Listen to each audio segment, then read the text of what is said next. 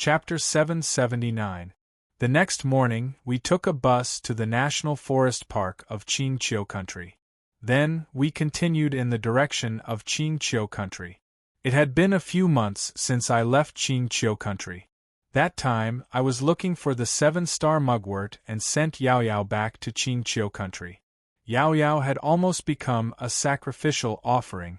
Fortunately, Yao Yao had become a monster king, so she wouldn't be used as a sacrificial offering to the Fox King. She had also become the real saintess of Qingqiu Country. I wondered how she was doing in Qingqiu Country. I had to meet her this time. If necessary, I would need her to help me. After all, the Fox King's statue was broken.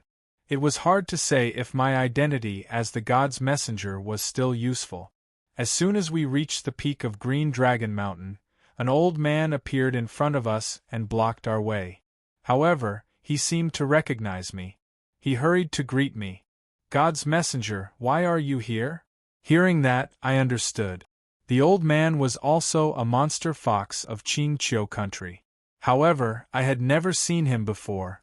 He was sent to patrol the periphery, so he didn't have a high position in the clan. I told him that I was here to discuss something with their clan leader. He nodded and said that he would go and report to the clan leader. I was in a hurry this time. I didn't know how long it would take for him to come and go. Thinking about it, I waved my hand and gestured for him to lead the way. He didn't hesitate. After nodding, he led us forward. We followed him for a long time. It was the same mountain road that we had walked the last time. It wasn't as difficult to walk as before. He led us into a valley. At the end of the valley, a familiar scene appeared in front of us. The flowers and trees here were beautifully cut, and the surrounding houses were well proportioned. It was Qingqiu Country. We continued to walk forward until we reached another valley. It was where the Fox King Palace was located. The old man took us to the stairs of the Fox King Palace and excused himself. I continued to walk forward with the sacrificial evil spirit. Following the stairs, I walked into the Fox King Palace. The young ladies on both sides of the stairs seemed to recognize me as they bowed in unison in a respectful manner just like before. When I was about to reach the gate of the palace, a man wearing a black robe walked out. I recognized his attire at first glance.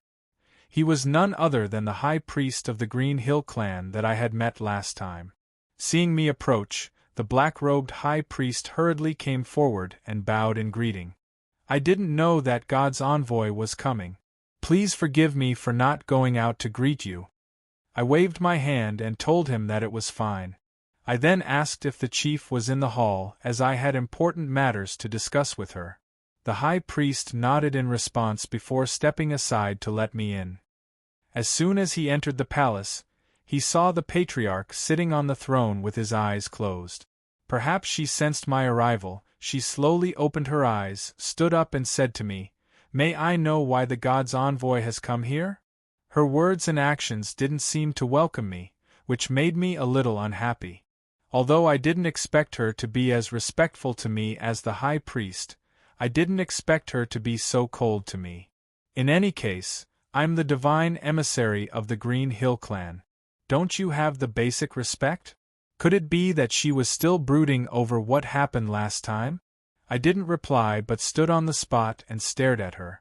At that moment, the atmosphere in the hall was rather awkward.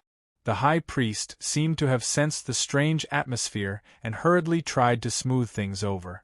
She invited me to take a seat and instructed the servants to serve tea. I smirked coldly as I stood on the spot without any movement.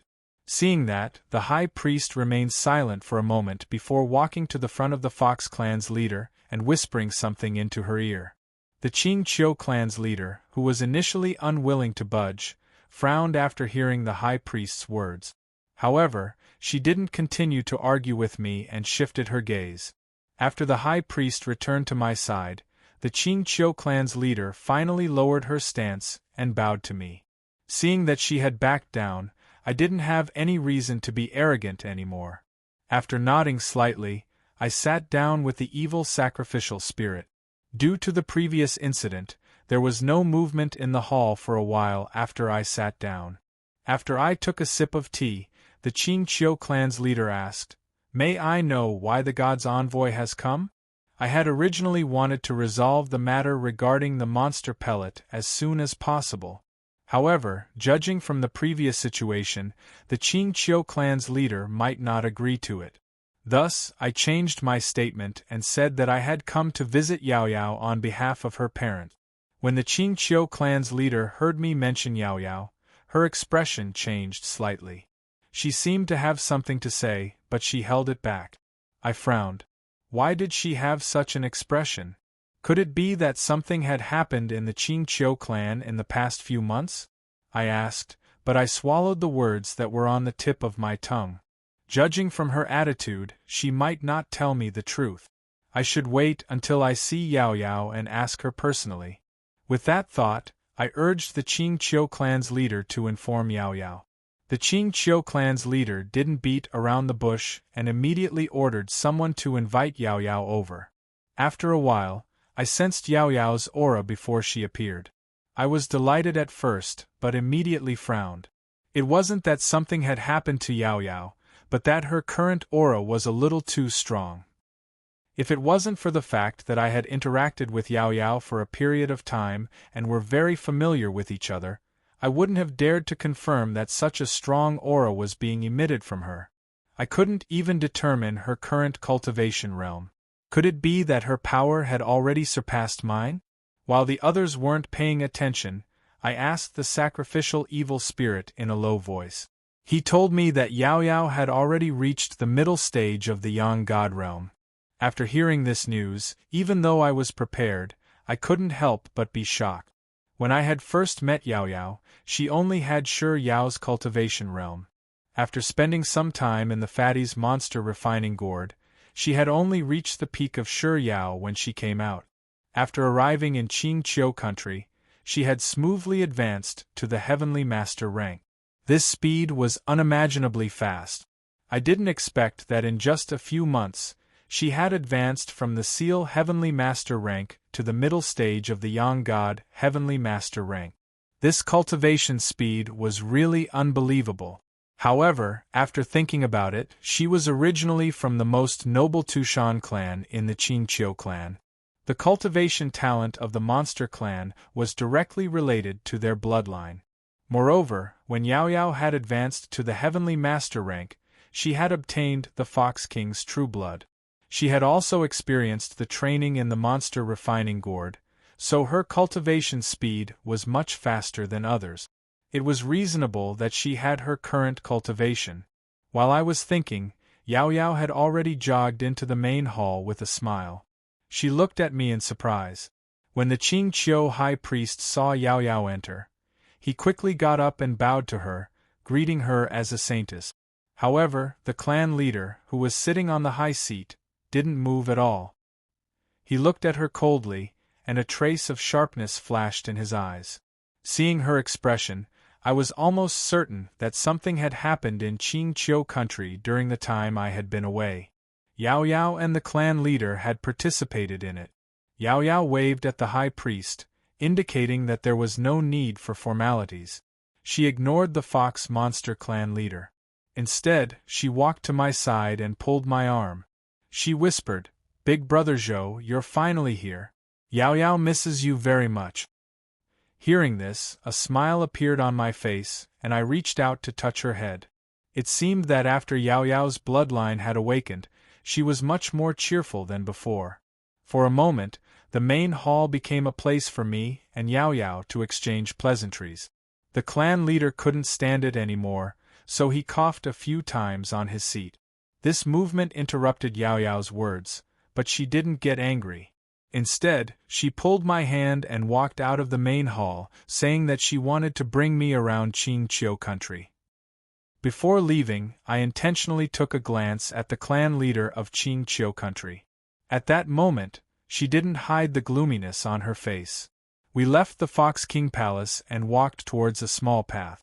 Along the way, Yao Yao introduced the scenery of Qingqiu country to me, and also talked about what she had seen and heard during this period of time. As she talked, she even asked about the Fatty situation, and complained about why he didn't come with me. Speaking of the fatty, I sighed and told her the purpose of my visit. After hearing that, Yao Yao's expression changed. After staying silent for a moment, she said to me with sadness, "Why is it like this?" "The monster pill. I heard the high priest mention it before. It's said that it's the treasure of the monster race. I'm afraid that they won't give it away easily." This was naturally within my expectations. The monster race's cultivation speed was slow. Unless they had a good bloodline and had a fortuitous encounter, it would be difficult to advance to the Yang God's celestial master realm. Even if they could advance, their lifespan wouldn't be long. Hence, the existence of the monster pill was extremely rare. It was reasonable that it was treated as a treasure. However, I had to obtain the monster pill this time. It was related to the fatty's safety, so I didn't have a choice. I asked Yao Yao how to get the monster pill. She shook her head. "I don't know, but Big Brother Zhou, don't worry too much. I'll ask the high priest. He might have a way." I nodded. At that moment, I could only ask the high priest for information. As for the clan leader of Qingqiu country, it was obvious that she wouldn't provide any help. Speaking of the clan leader of Qingqiu country, I couldn't help but recall her expression earlier. Hence, I asked Yao Yao what was going on. Yao Yao sighed when she heard me mention the problem. Then, she explained the reason to me. Not long after I left, Yao Yao's power started to increase by leaps and bounds. When the Qingqiu country's people heard the news, they treated her as the person who revitalized the monster race, as the true saintess of the Qingqiu country. However, as her cultivation slowly approached the Yang God's celestial master realm, there was a voice in Qingqiu country. Some people started to discuss and suggested that after Yao Yao advanced to the Yang God's celestial master realm, they would recommend her as the new clan leader of Qingqiu country. After all, she was the only one who obtained the Fox King's blood. She would definitely lead Qingqiu country back to its peak. At first, these words were only discussed among a small portion of the Qingqiu country's people. However, after Yao Yao advanced to the Yang God's celestial master realm, the voices became louder and louder. In the end, it reached the Fox clan leader's ears. Chapter 780. Tushan was a sacred spirit of the Green Hill clan, but ever since her ancestor had married the late human emperor, Yu the Great, they'd been publicly acknowledged as traitors of the monster spirits. For thousands of years, the Green Hill clan had sacrificed their flesh and blood to the monster spirit emperor. It wasn't until Yao Yao became a sky monster that she'd escaped that fate. When I was still in the Green Hill kingdom, everyone in the Green Hill tribe believed that I was the divine messenger, especially the high priest. He was sure that Yao Yao had obtained the Fox King's true blood and was definitely the heir chosen by the Fox King. However, Chief Qingqiu obviously didn't think so. She even doubted my identity as the oracle. Therefore, as the clan leader and the high priest questioned each other, the Green Hill clan soon split into two factions. One faction supported the high priest, believing that only Yao Yao could be the leader of the Green Hill tribe and even the Fox King in the future. The other side believed that Tushan's bloodline represented traitors. The higher Yao Yao's position was, the greater the danger she would bring to the Green Hill clan and even the entire spirit creature race. Therefore, according to the tradition, it was best to sacrifice Yao Yao to the spirit creature emperor. Only with the awakening of the demon Tharch would the demon race have true hope. On one side was the clan leader of the Green Hill clan for many years, and on the other side was the high priest with extraordinary status. Both of them had the support of many clansmen, and the situation was in a stalemate. The entire Green Hill clan was in a precarious situation, and even Yao Yao's position in the Green Hill clan had become subtle. After listening to Yao Yao's words, I finally understood Clan Chief Qingqiu's actions earlier. Looks like our trip this time has unintentionally been swept into a dispute. Although Yao Yao's strength is high, but after all she is still inexperienced, she doesn't know how treacherous people's hearts are. She was afraid that she would not be able to defeat the Fox Demon Clan leader. The current situation was in a deadlock, and there was still room to turn the situation around. If Patriarch Qing Qiu used some tricks in secret to obtain the support of his clansmen, then it would probably be difficult for him to go against all of them, and his life might even be in danger. I thought for a while, then asked, "Yao Yao, what do you think?" She shook her head and said that she didn't know either. She only hoped that the chief and the priest could end their dispute and reach a consensus. It could be seen that she did not know what was at stake, and that the high priest was most likely the one in charge. Although the time I spent with Yao Yao is not long, but I understand her character very well. She was kind-hearted and simple, so she was easily deceived. When faced with such a situation, all she wanted was to end the dispute as soon as possible. However, what she didn't know was that when it came to a battle of ideas, it was usually a battle to the death. There was almost no room for reconciliation. Under such circumstances, the only way was to strike first. Seeing that she was so kind, I didn't say anything else. I patted her head and gestured for her to bring me to the high priest. I wanted to understand the situation and mention the matter of the monster pill. Yao Yao nodded and brought us back. When we were about to reach the Fox King Palace, we walked in another direction. Along the way, some of the Green Hill clansmen greeted us when they saw us. They were even more respectful towards Yao Yao. There were also some who saw us from afar and hurriedly avoided us. Combining what Yao Yao said before, I naturally knew what was going on. About 10 minutes later, we arrived at the high priest's residence. This was a very ordinary-looking courtyard with only 3 thatched cottages. However, the thatched cottages were hung with colorful cloth strip.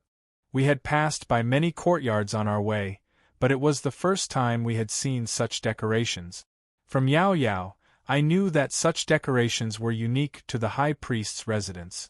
It was said that the cloth strips were very important to the Green Hill clan. After hearing what she said, I took a few glances at the cloth strip.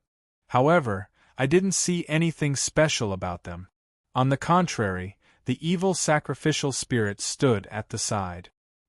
He stared at the cloth strips with an excited expression.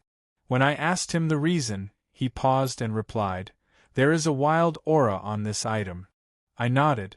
He was a man from the wild, so he was definitely very sensitive to this aura. Perhaps it was because he had seen these items that he recalled the past. Although it had been thousands of years, his heart still palpitated when he saw the items from that time. At that moment, the high priest seemed to notice my arrival. He quickly opened the door and walked out. He bowed at us and said, "Saintess, God's envoy, please come in." I led Yao Yao into the house and looked around. There was a portrait in the main hall of the house. The portrait looked like a half-human, half-beast. It was exactly the same as the Fox King's statue that I had seen previously. I had some doubts when I saw the portrait. The Fox King should be worshipped by the monster race. How could he allow others to worship him privately? The high priest seemed to see my doubts and quickly explained, "God's envoy, please don't blame him. This is the tradition of the Green Hill clan. The sacrificial line must hang the Fox King's portrait on the god's throne and worship him daily to ask for the Fox King's protection." I nodded and didn't ask any more questions. I sat down at the side.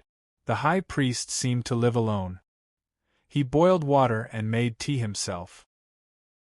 I recalled that when I had come to Green Hill country previously, it was his son who had brought us to the Fox King Palace. That person had left a good impression on me. Thus, I casually asked why I hadn't seen him today. After hearing my question, the high priest sighed. "That unfilial son. Let's not talk about him." It was just a casual question, but I didn't expect to get such an unexpected answer.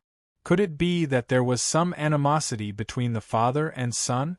I wanted to ask further, but after thinking about it, it was their family matter.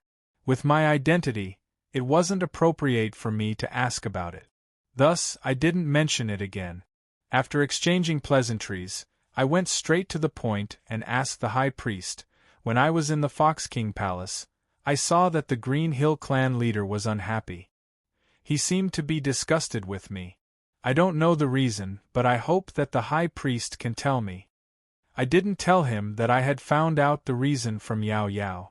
I wanted to see what the high priest had to say. After all, Yao Yao was still young and inexperienced. Although the high priest was on her side, I couldn't rule out the possibility that the high priest was using her identity to achieve other goals. If that was the case, I would be falling into their trap if I got involved. It would be disadvantageous to Yao Yao in the end. After hearing my question, the high priest quickly nodded and said in a deep voice, "This is considered a scandal of Green Hill country. If I were to say it, it would be a joke. However, since the divine messenger mentioned it today, I don't dare to hide it." Thus, he explained the situation again, and it was the same as what Yao Yao had said. I nodded and temporarily ruled out the possibility that he had ulterior motive. However, from his words, I heard a piece of information that I hadn't heard from Yao Yao before. According to the ancestral system, the position of the Green Hill clan leader was changed every 100 years. However, there was another rule in the ancestral system, which was that the Green Hill clan leader had to have at least a young god cultivation base. Since ancient times, the monster clan had suddenly disappeared. For thousands of years, the bloodline of the Green Hill clan had been difficult to continue. The spiritual energy of heaven and earth was not as abundant as it had been in ancient times. Thus, the cultivation speed of the Green Hill clan became slower and slower. In the recent hundreds of years, there was almost no new young god celestial master. Thus, in recent generations, no one had mentioned the ancestral system of changing the position every 100 years. As time passed, everyone had even forgotten about it. Even the great priest in black had thought that the monster clan was on the decline and that the Green Hill clan would only become weaker. It wasn't until Yao Yao's appearance that he saw hope. Although Yao Yao was from the Tushan clan, her bloodline was excellent and she had obtained the Fox King's true blood. Her cultivation speed wasn't inferior to some of the ancient geniuses. She had even been recognized by me, the divine messenger. Thus, he firmly believed that Yao Yao was the one who could revive the Green Hill clan. On the other hand, the great priest knew what the Fox clan leader was thinking. If the Green Hill clan leader had done it for his own benefit, the great priest of the Green Hill clan could have deposed him. However, under the current circumstances, he had no choice but to suppress his clansmen's suspicions. He could only spread the ancestral rules in private to incite discussion among the clansmen. However, he had underestimated his clansmen's worries. Moreover, the Green Hill clan leader had used a thunderous method to suppress the matter. There was nothing he could do at the moment. Left with no choice, the great priest could only use his prestige in the clan to stand up for Yao Yao. That was how he managed to win the support of half of the clansmen. However, in the end, the two sides were in a stalemate. It was difficult to determine the winner within a short period of time. After saying that, he looked at me and suddenly knelt down. I know that the divine messenger is on good terms with the saintess. If I can get your support, no one in the Green Hill clan will oppose it. Divine messenger, please help Green Hill return to its glory. After hearing that, I didn't immediately agree to it. Instead, I frowned and pondered. In terms of closeness, I naturally had to help Yao Yao. However, the great priest of the Green Hill clan kept talking about the glory and hope of the Green Hill clan. It was true that Yao Yao was from the Green Hill clan, but if she really wanted to be the Green Hill clan leader, it wouldn't be as simple as just a status. She would have to bear many responsibilities and bear a lot of pressure. Thus, I had to ask for Yao Yao's opinion on this matter. Thus, I turned to ask Yao Yao for her opinion on this matter. In the end, she shook her head and expressed that she didn't want to be the clan leader. She just wanted to be with her clansmen like her mother had said. From what she said, it was obvious that she acknowledged her identity as a member of the Green Hill clan. Moreover, she was willing to listen to her mother's arrangements. Apart from that, I didn't have many other thoughts. To be honest, although I had the identity of the Monster Emperor, it was too far away. As compared to the rise of the Monster Clan, I was more concerned about Yao Yao's opinion. Thus, I conveyed Yao Yao's opinion to the Great Priest and asked him not to make things difficult for Yao Yao. Unexpectedly, after hearing that, the Great Priest knelt on the ground and kowtowed fiercely. As he kowtowed, he cried, "Absolutely not! Only the Saintess can lead our Green Hill clan to rise again. The Fox King is still waiting for us. We definitely can't continue to fall." Seeing him in such a state, I frowned. Disregarding everything else in terms of age, he was considered an elder. I felt awkward receiving such a huge bow from him. Just as I was about to help him up, Yao Yao, who was at the side, beat me to it. She squatted beside the Great Priest and wanted to help him up. Tears streamed down her cheeks as she cried, "Grandfather Priest, don't be like this. Quickly get up." The Great Priest wasn't moved and said, "If the Saintess doesn't agree to this matter, I will kowtow to my death in front of you." Yao Yao was kind-hearted. Moreover, the Great Priest had taken good care of her. She had long treated the Great Priest as her family. She had never seen him like this before. She quickly nodded and agreed. After hearing that, the Great Priest finally stopped moving. He knelt on the ground and looked at Yao Yao, praising her. I stood at the side and couldn't help but sigh in my heart. Once Yao Yao decided to fight for the position of the Patriarch, the country of Green Hill would be in turmoil. This was just a small matter. The most important thing was that Yao Yao herself would carry a heavy burden and her life wouldn't be as peaceful as before. Chapter 781. After he said that, Yao Yao looked at me, but her eyes seemed to be avoiding my gaze. Perhaps she had already realized that this matter wasn't a trivial matter, and that it might bring trouble to me. She looked at me and said softly, "Big Brother Zhou, this matter." Before she could finish, I waved my hand and interrupted her. I didn't hurry to reply to her, but turned to look at the sacrificial evil spirit to ask for his opinion. The sacrificial evil spirit had been silent after listening to the high priest's narration of the situation. However, when the high priest mentioned that the Fox King was waiting for them there, he showed a gratified expression. Hearing my question, he didn't reply and only nodded slightly. The Qingqiu clan was the only remaining monster race. With the identity of the sacrificial evil spirit, he was more qualified than me to handle this matter. Moreover, in terms of power, I needed the sacrificial evil spirit's support to resolve this matter. Hence, I had to seek his opinion before making a decision. With his agreement, I didn't hesitate and said to the Qingqiu priest, "Since Yao Yao has agreed to this matter, I have nothing else to say. However, I have a request. After the matter is settled, I want to take a monster pearl." Now that I mentioned the monster pearl, it was more or less threatening. However, it couldn't be helped as the fatty's matter couldn't be delayed. After I said that, I looked at Yao Yao apologetically, hoping that she could understand. The high priest obviously knew what a monster pearl was. Hearing my request, his gaze obviously froze, but he didn't rush to reply. After pondering for a while, he gritted his teeth and nodded. "This matter concerns the monster race's grand plan. The monster pearl is nothing. As long as God's envoy can help the Saintess successfully lead the Qingqiu clan, I won't complain even if you take my monster pearl." Hearing that, I felt at ease and nodded, signaling for him to stand up and speak. Since I had agreed to this matter, I needed to understand the current situation in the Qingqiu clan. It would be best if we could resolve this without bloodshed.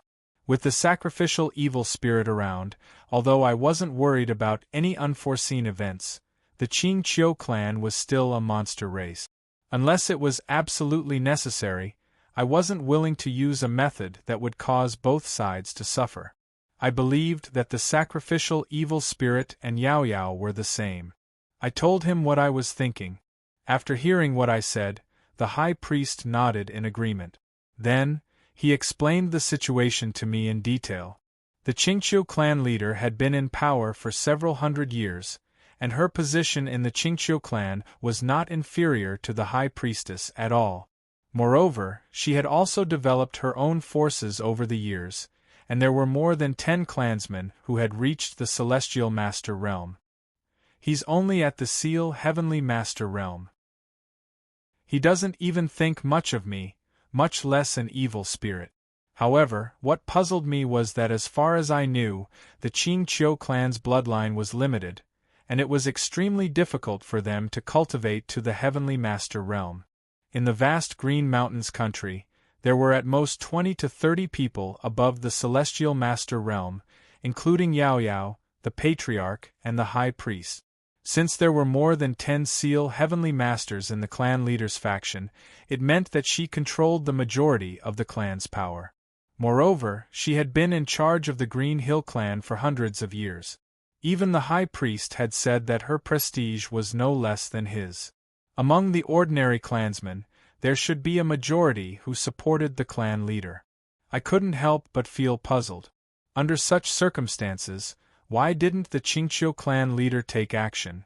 Why didn't she use forceful methods to suppress the matter earlier? Instead, it resulted in the current stalemate between the two sides. Hearing my doubt, the High Priest explained, "Of course, she has the ability to do so, but as the patriarch of the clan, she has to consider the impact of her actions. Now we're only arguing in secret, and we haven't laid our cards on the table. Once she takes action first, she'll be in the wrong. Moreover, as the High Priest, I have the absolute right to speak on the matter of sacrificing the Fox King. As long as I don't agree, she doesn't have the right to capture the Saintess and use her as a sacrifice." I nodded as I understood what he meant. Given the current situation, it seemed that we couldn't publicize the matter directly. Thus, I asked the High Priest what we should do. After pondering for a while, he said, "Originally, none of us could convince the other party, but you represent the Fox King's will. Now that you're here, perhaps the Patriarch will change her mind. Why don't we take this opportunity to make things clear and seek her opinion? We'll wait for her reply before making a decision. What do you think?" Naturally, I had no objections and nodded in agreement. Then, I followed the High Priest out to the Fox King Palace to look for clan leader Qingqiu. Along the way, the High Priest's footsteps were much lighter than before. It was likely that he felt much more at ease seeing that there was hope to resolve the matter. His attitude was optimistic, but I didn't think so. The High Priest wholeheartedly served the Fox King and regarded my identity as the god's envoy with great importance. However, clan leader Qingqiu might not be the same. Furthermore, clan leader Qingqiu's attitude towards me in the Fox King Palace wasn't respectful at all. It was unrealistic to expect her to suddenly change her mind. As we spoke, we arrived outside the Fox King Palace.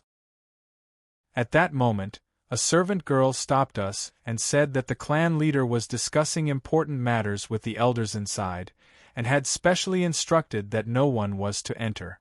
If we wanted to enter, we had to let her inform us first. Hearing that, I couldn't help but sneer coldly. With our identities, we could enter and exit the Fox King Palace freely. Clan leader Qingqiu must have specially instructed us to do such a thing. At that moment, the High Priest wasn't as optimistic as before. His expression was filled with anger.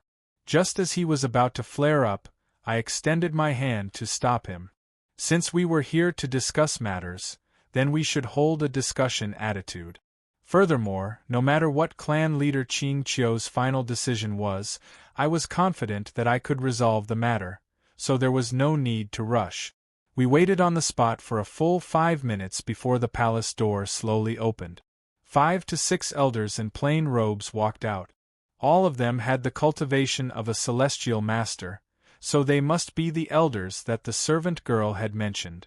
Seeing the 3 of us, the elders' expressions were slightly awkward. They cupped their hands towards us and didn't say a word before they left in succession. At that moment, the servant girl from before walked forward and bowed towards us. The clan leader invites you in. I walked into the main hall first. At that moment, clan leader Ching Chiu was sitting on the main seat with a cup of tea in her hand. Seeing us enter, she slowly placed the teacup down and said expressionlessly, "Everyone, please take a seat." After saying that, she didn't bother with us and continued to drink her tea with her head lowered. She didn't seem to have any intention of making small talk. Although I had expected this, I didn't think that her current attitude would be even worse than before. I couldn't help but feel angry.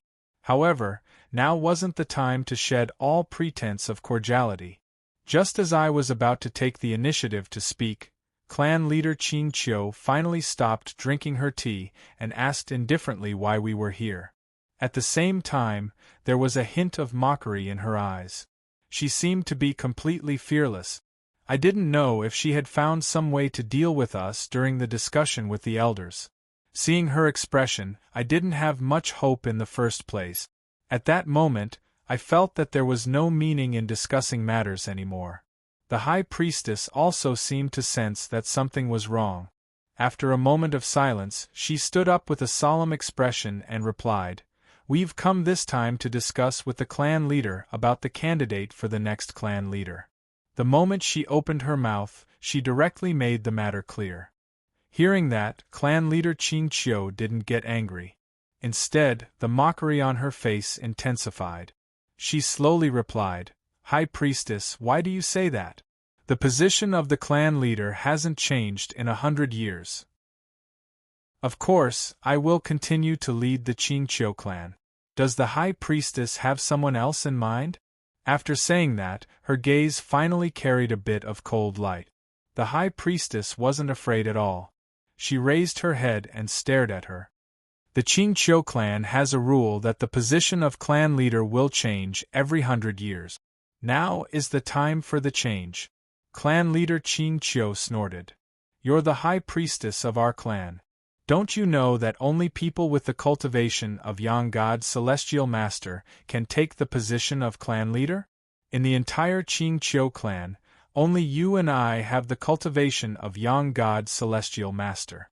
Your position as the high priestess has always been passed down through the bloodline. You can't take the position of clan leader. So, apart from me, who else can take the position of clan leader?" Hearing her words, the high priestess immediately retorted, "Yao Yao is the holy maiden of Ching Chiu country. She already has the cultivation of Yang God's celestial master. Moreover, she has the Fox King's true blood in her body. She's recognized by the Fox King. She was sent by the Fox King to save the Ching Chiu clan. She's qualified to take the position of clan leader." The high priestess pushed Yao Yao forward and even emphasized the Fox King's true blood. Clan leader Ching Chiu snorted again. "How dare you? How dare you mention the Fox King? As the high priestess of our clan, instead of worshipping the Fox King, you protect the sacrifices in every possible way. Don't you know that ever since the Tushan clan betrayed our clan, they're just sacrifices to the Ching Chiu country? They're not even our clansmen anymore, right? Or do you want to learn from the Tushan clan and betray the Ching Chiu clan?" She didn't expect the Ching Chiu clan leader to be so sharp-tongued that he labeled the high priestess as a traitor. He even defined the Tushan clan as sacrifices and didn't recognize them as members of the Ching Chiu clan at all. The high priestess trembled slightly. She was clearly infuriated by her words. After a while, she gritted her teeth and said, "Don't slander me. Our ancestors have long since decreed that the descendants of the Tushan clan will automatically be recognized by the Ching Chiu clan when they surpass the Heavenly Master level. When Yao Yao became a Heavenly Master, you witnessed it with your own eyes. She's not only a member of the Ching Chiu clan now, but also the true Holy Maiden of Ching Chiu country." The Fox clan leader sneered and said in a mocking tone, "Oh? Which generation's ancestor made this rule? Where's the record? How come I've never heard of it?" When I heard that, I immediately understood. No wonder the Ching Chiu clan leader was so confident. It turned out that he was prepared to talk about the clan rule. The high priestess was stunned. After a while, she said angrily, "The Qingqiu clan's rules have always been passed down orally. How dare you deny the clan rule?" It was obvious that the Qingqiu clan leader insisted that there was no such rule in the clan, but the high priestess could do nothing about it. In fact, there was no need to argue about it. When Yao Yao became a heavenly master, the Qingqiu clan leader didn't object to it when the Qingqiu clan members mentioned the clan rule. Naturally, he said that on purpose. However, the problem was that the Qingqiu clan leader's rule was passed down orally. If the Qingqiu clan leader denied it, it was hard to prove whether it was right or wrong. As expected, the Qingqiu clan leader continued to sneer. The Qingqiu clan's rules are indeed passed down orally, but it's not only passed down orally among the priests. Why have the other clansmen, including me, never heard of this rule? The high priestess was speechless. It was obvious that she realized the clan leader's trick, and her face paled. After a moment of silence, she finally spoke again. This time, she didn't argue about the clan rule. Instead, she emphasized the Fox King's blood in Yao Yao's body and said that she was chosen by the Fox King to lead the Qingqiu clan back to its peak. The clan leader could tell that the high priestess was at a loss for words. She became even more confident and shouted, "How dare you? How do you know that she is the one chosen by the Fox King? The Fox King bestowed her with the blood. Why couldn't it be for her to increase her cultivation speed so that she could absorb more power? Who can prove that it is true?" At this moment, I couldn't help but admire the clan leader's eloquence. In just a short while, she had turned the situation around. She even made the high priestess speechless. Chapter 782. When the tribe leader saw me stand up, she raised her eyebrows and said faintly, "Oh, how does the god envoy prove it?" Looking at her words, it seemed that she had already expected today's events and wasn't surprised that I had stood up. I reckon that my identity as the god envoy wouldn't be of much use.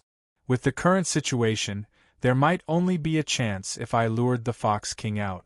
Thinking about that, I smiled at the tribe leader and said, "I'm the envoy sent by the Fox King, so I have full authority to represent the Fox King. Yao Yao is the holy maiden of Qingqiu Kingdom and not the sacrifice that you mentioned. Not only that, I also represent the Fox King in supporting Yao Yao to become the next tribe leader." After I said that, the high priestess, who was originally lowering her head, suddenly straightened her body and her eyes were filled with pride.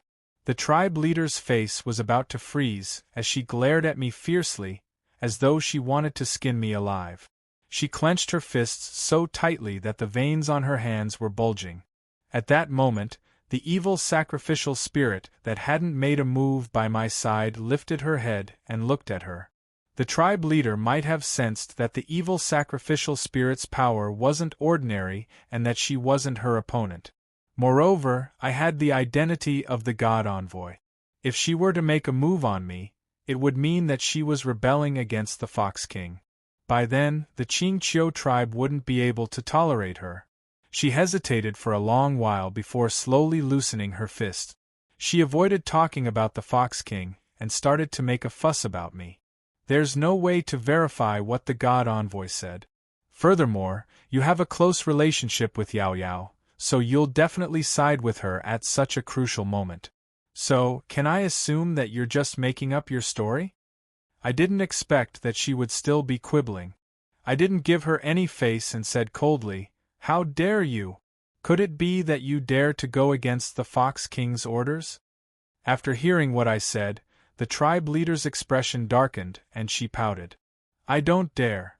After she said that, she immediately pulled herself together and seemed to have thought of something before she continued.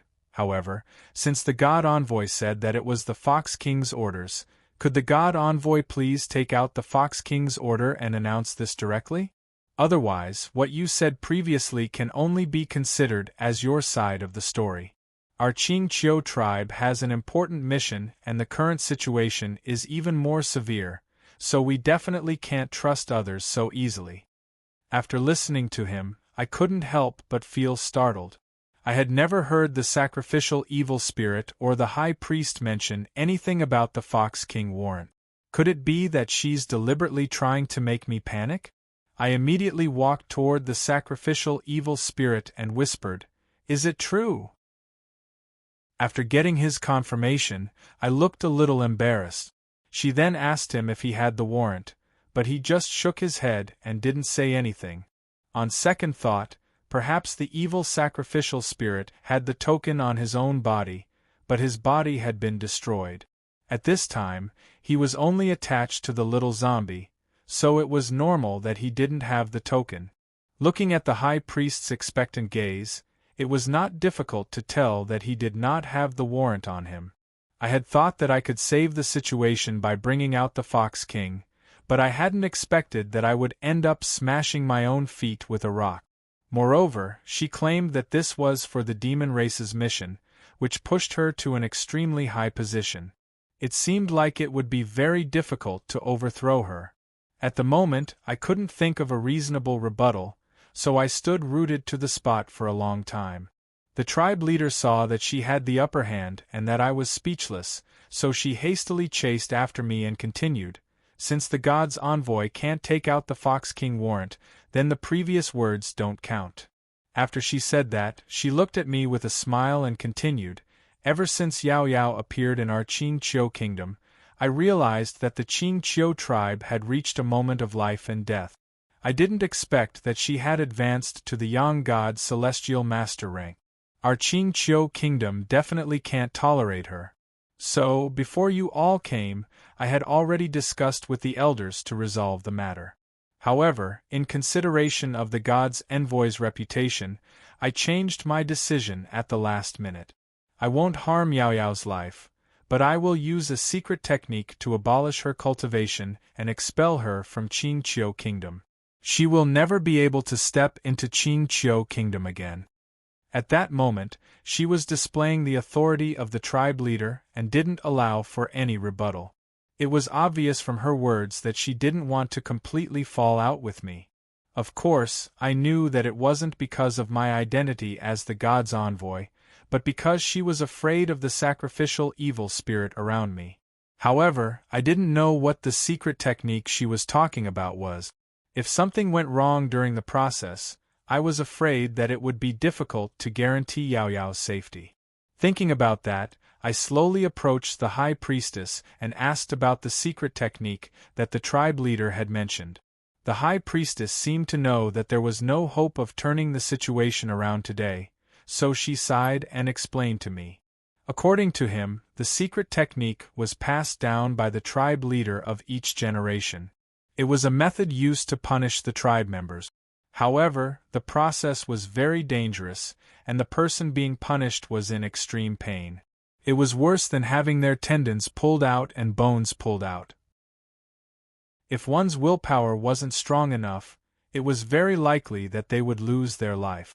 After listening to him, I finally understood what the tribe leader was planning. She kept saying that she would spare Yao Yao's life for my sake. However, it seemed that as long as she used some tricks during the process of Yao Yao receiving the ring, Yao Yao would definitely die. At that time, even if I wanted to cause trouble for her, she could push the blame onto Yao Yao herself and blame her for her lack of willpower. Previously, I didn't have any hope for peace talk. After seeing the tribe leader's insistence, my heart wavered in recommending Yao Yao. After all, this matter didn't directly benefit me. Moreover, Yao Yao didn't have the intention to become the tribe leader. I really couldn't bear to force this burden on her. However, after analyzing the tribe leader's intentions, I understood that she didn't intend to let Yao Yao go. She wanted to kill her. I definitely couldn't let that happen. It wasn't a solution to be in a stalemate here. Looking at the tribe leader's complacent expression, I felt vexed. After thinking about it again and again, I brought Yao Yao and the sacrificial evil spirit to leave the Fox King Palace.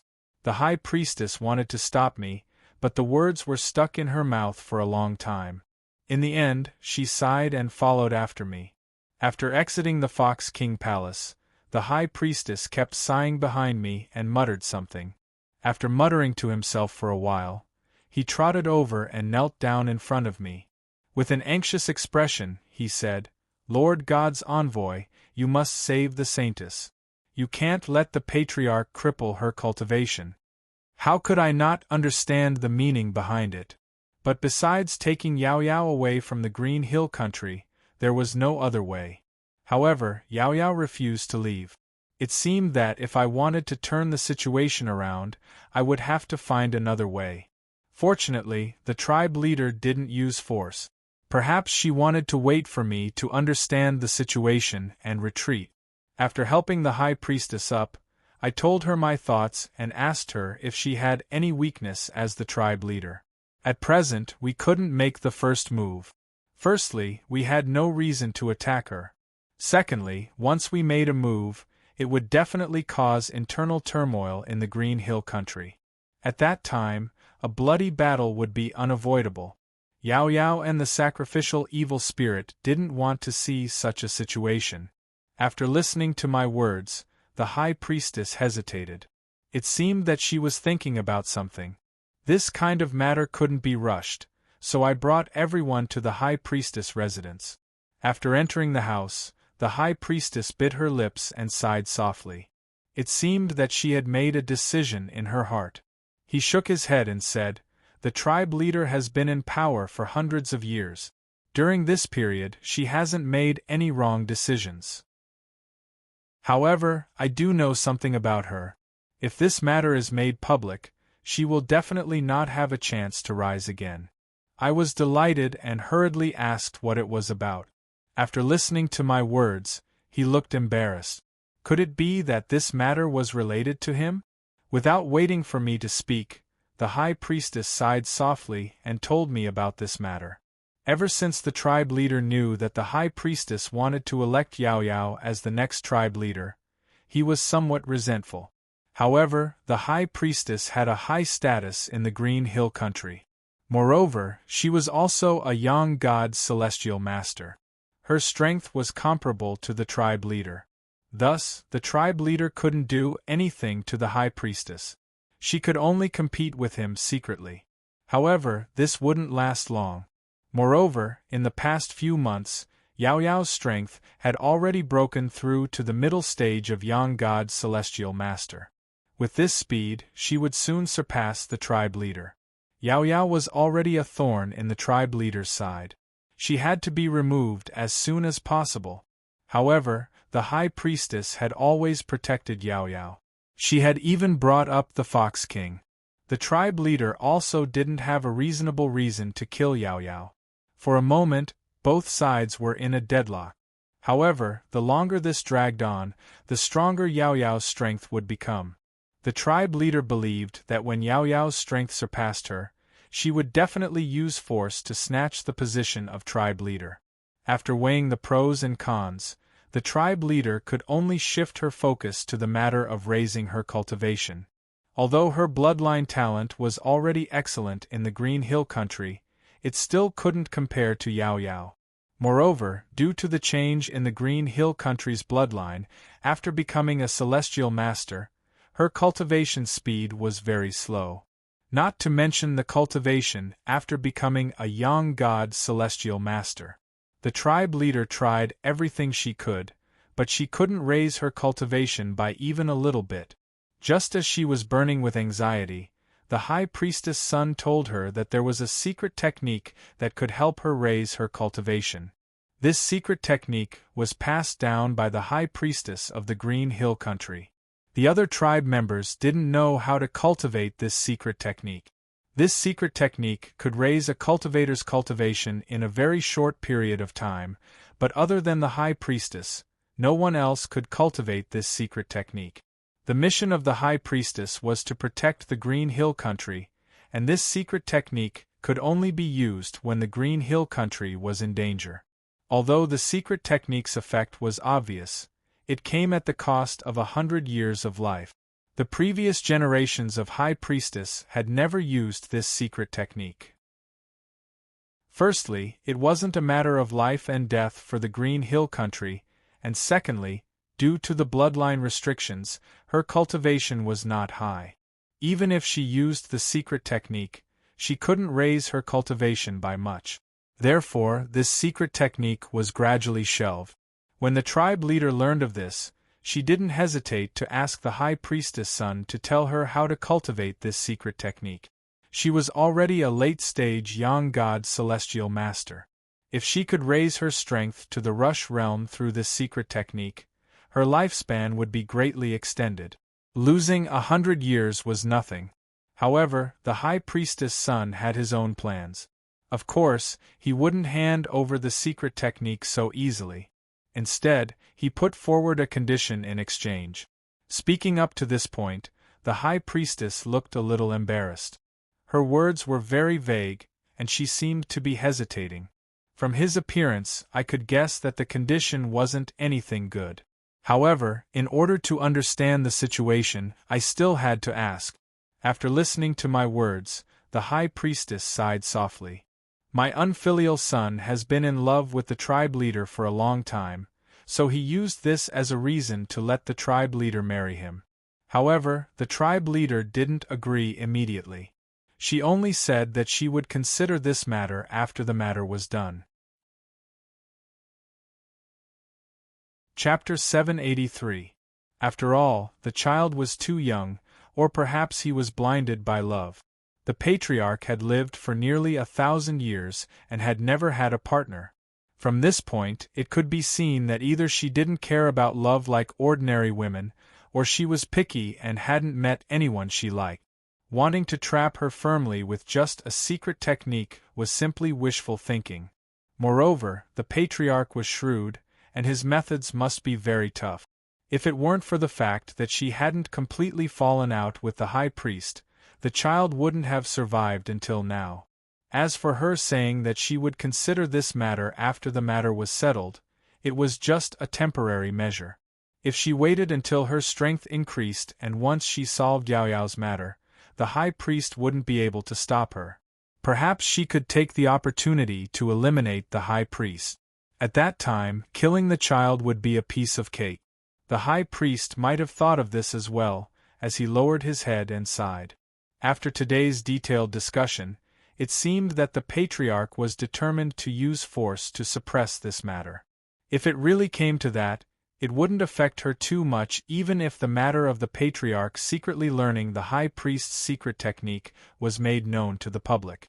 On the contrary, it might form a situation that would be even more difficult to resolve. In the end, Yao Yao still couldn't escape this calamity. This matter concerned her life, and I couldn't just stand by and do nothing. I turned around and looked at the evil sacrificial spirit, asking if he could deal with the patriarch. After listening to me, he was silent for a while, as if he was weighing the pros and cons seeing him like this. I didn't want to make things difficult for him. Yao Yao and the high priest were both young god celestial masters. If the two of them joined forces against the patriarch, they might have a chance of winning.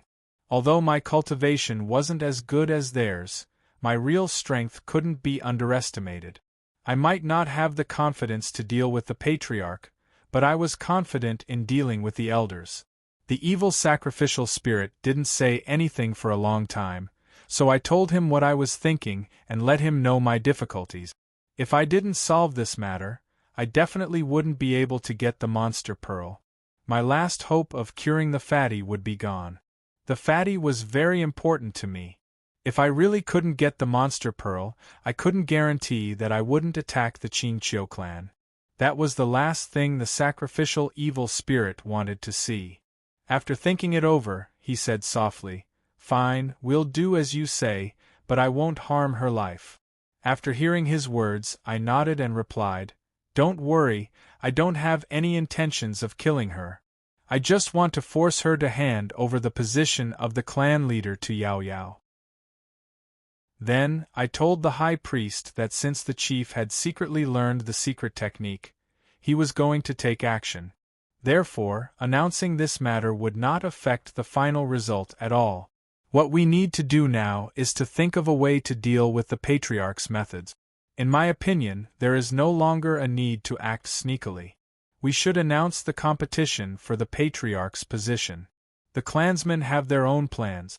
If we can gain the upper hand, then the Patriarch will definitely fall into public opinion. At that time, it will be inevitable that he will attack us in a moment of desperation, and we will also have a reason to fight back. It was not impossible to take this opportunity to overthrow her. After the high priest heard what I said, his spirit was shaken. He immediately sat up and said, "That's a good idea. I'll get someone to spread the news." After he said that, he left, leaving only the three of us in the room. Yao Yao might have heard the situation from what I said, so she pulled my arm and asked, "Big brother Zhou, do you really have to do this? Yao Yao doesn't want to be the Patriarch. Yao Yao just wants to stay here and live a good life." I looked at her distressed expression and felt heartache. She still didn't understand how much of a threat the Patriarch posed to her. I rubbed her head and said softly, "Yao Yao, it's not about whether you want to be the Patriarch or not. Today at the Fox Palace, the Patriarch said that she wanted to abolish your cultivation, but she actually wanted to find a chance to get rid of you. She has already treated you as a thorn in her flesh. She won't stop until she gets rid of you and the High Priest. If I didn't come to Green Hill Country, you and the High Priest wouldn't be her opponent. Can you leave the rest to Big Brother Zhou?" After Yao Yao heard what I said, although she looked reluctant, she still nodded and sat at the side without saying anything. I also quietly waited for the High Priest's news. Not long after, there was a drumming sound outside. I didn't have any reaction, but Yao Yao was especially sensitive to the drumming sound. She said that in Green Hill Country, they would only beat the drums if something big happened. After hearing the drumming sound, the clansmen would rush to the Fox Palace. After hearing what she said, the first thing that came to my mind was what had happened to the Patriarch. If it had been arranged by the High Priest, he would have definitely brought us there earlier. I put down the tea in my hand and quickly brought Yao Yao and the evil sacrificial spirit to the Fox Palace. Along the way, we met many clansmen who were in a hurry to go there. I stopped a young girl and asked her what had happened at the Fox Palace. The young girl didn't know the details and only said that the Patriarch had something to announce. After hearing what she said, I was confused. We had left the Fox Palace for less than 2 hours. What was the Patriarch up to? I couldn't figure out the reason at the moment, so I pulled Yao Yao and quickened my pace. When we were about to reach the Fox Palace, we saw that many Green Hill clansmen had gathered at the bottom of the stairs. They were whispering to each other, and I didn't know what they were discussing. However, looking at their doubtful faces, I assumed that they didn't know the specific situation. We didn't get close to the crowd, nor did we go around them to enter the Fox Palace. Instead, we watched the situation from afar. After watching for 5 minutes, the tightly shut palace door slowly opened, and the Green Hill clan leader walked out. There were a dozen elders in plain robes behind her, and there were some familiar faces among them. However, there seemed to be one person missing. These elders were the elders that we had met earlier. Seeing that, I could roughly guess what the Patriarch was going to announce. When the clansmen saw the Patriarch and the elders walk out, they immediately stopped discussing and looked at the palace door. The Patriarch looked around and didn't seem to notice our presence. Then, she said, "I have gathered everyone here today to announce one thing. Yao Yao was originally from Tushan, and the Tushan bloodline was the traitor of the Green Hill clan. According to tradition, she was a sacrifice to the Fox King. However, the High Priest used Yao Yao's advancement to the Yang God's celestial master as an excuse to protect her life. However, traitors were traitors after all, and they couldn't be forgiven. However, after discussing with the elders, I believe that Yao Yao is still young and has no relatives in the Green Hill country. I can't bear to kill her, so I've decided to abolish her cultivation and drive her out of the Green Hill country. Does anyone have any objections to this?" When the clansmen heard that, they began to discuss again. The Green Hill clan leader was indeed scheming. Not only did he establish a magnanimous and righteous image for himself, he also used it to suppress the high priest's position in the hearts of the clansmen. It could be said that he was killing two birds with one stone. After discussing for a while, someone in the crowd suddenly raised his hand and shouted that there was no objection. I paid special attention to this person. His face was very familiar. He was the high priest's son. Under his lead, people quickly echoed, and gradually, those who supported the patriarch became the majority. Those who didn't raise their hands were presumably the high priest's forces. However, they didn't dare to voice any objections. It seemed that the high priest wasn't here, and they didn't have any confidence. When the patriarch saw this scene, he smiled and waved his hand to signal the crowd to quiet down. He then said, "Since no one has any objections, then I announce that Yao Yao will be imprisoned immediately, and her cultivation will be abolished tomorrow." After saying that, he turned to return to the palace. At this moment, a voice came from afar. "I have an objection." Everyone looked towards the source of the voice, and saw a high priest dressed in black flying over quickly from afar, landing on the stairs in an instant. After landing, he said to the crowd, "Yao Yao is the holy lady of the Green Hill country, and she's also the one chosen by the Fox King. Who dares to abolish her cultivation?" When these words came out, it caused another heated discussion among the crowd. Taking advantage of this, the high priest continued to state the rules of the ancestors, saying that Yao Yao was no longer an offering. Moreover, she had the Fox King's true blood in her body, and she was the one chosen by the Fox King to lead the Green Hill clan back to its peak. When he said that, he still refused to stop, and then proposed to elect Yao Yao as the next clan leader. When these words came out, it caused an uproar among the crowd. At this moment, someone finally stood up and expressed his support for Yao Yao as the next clan leader. Since someone had started, the people who originally supported the high priest also expressed their support. The people who supported the clan leader didn't want to be outdone, and immediately retorted.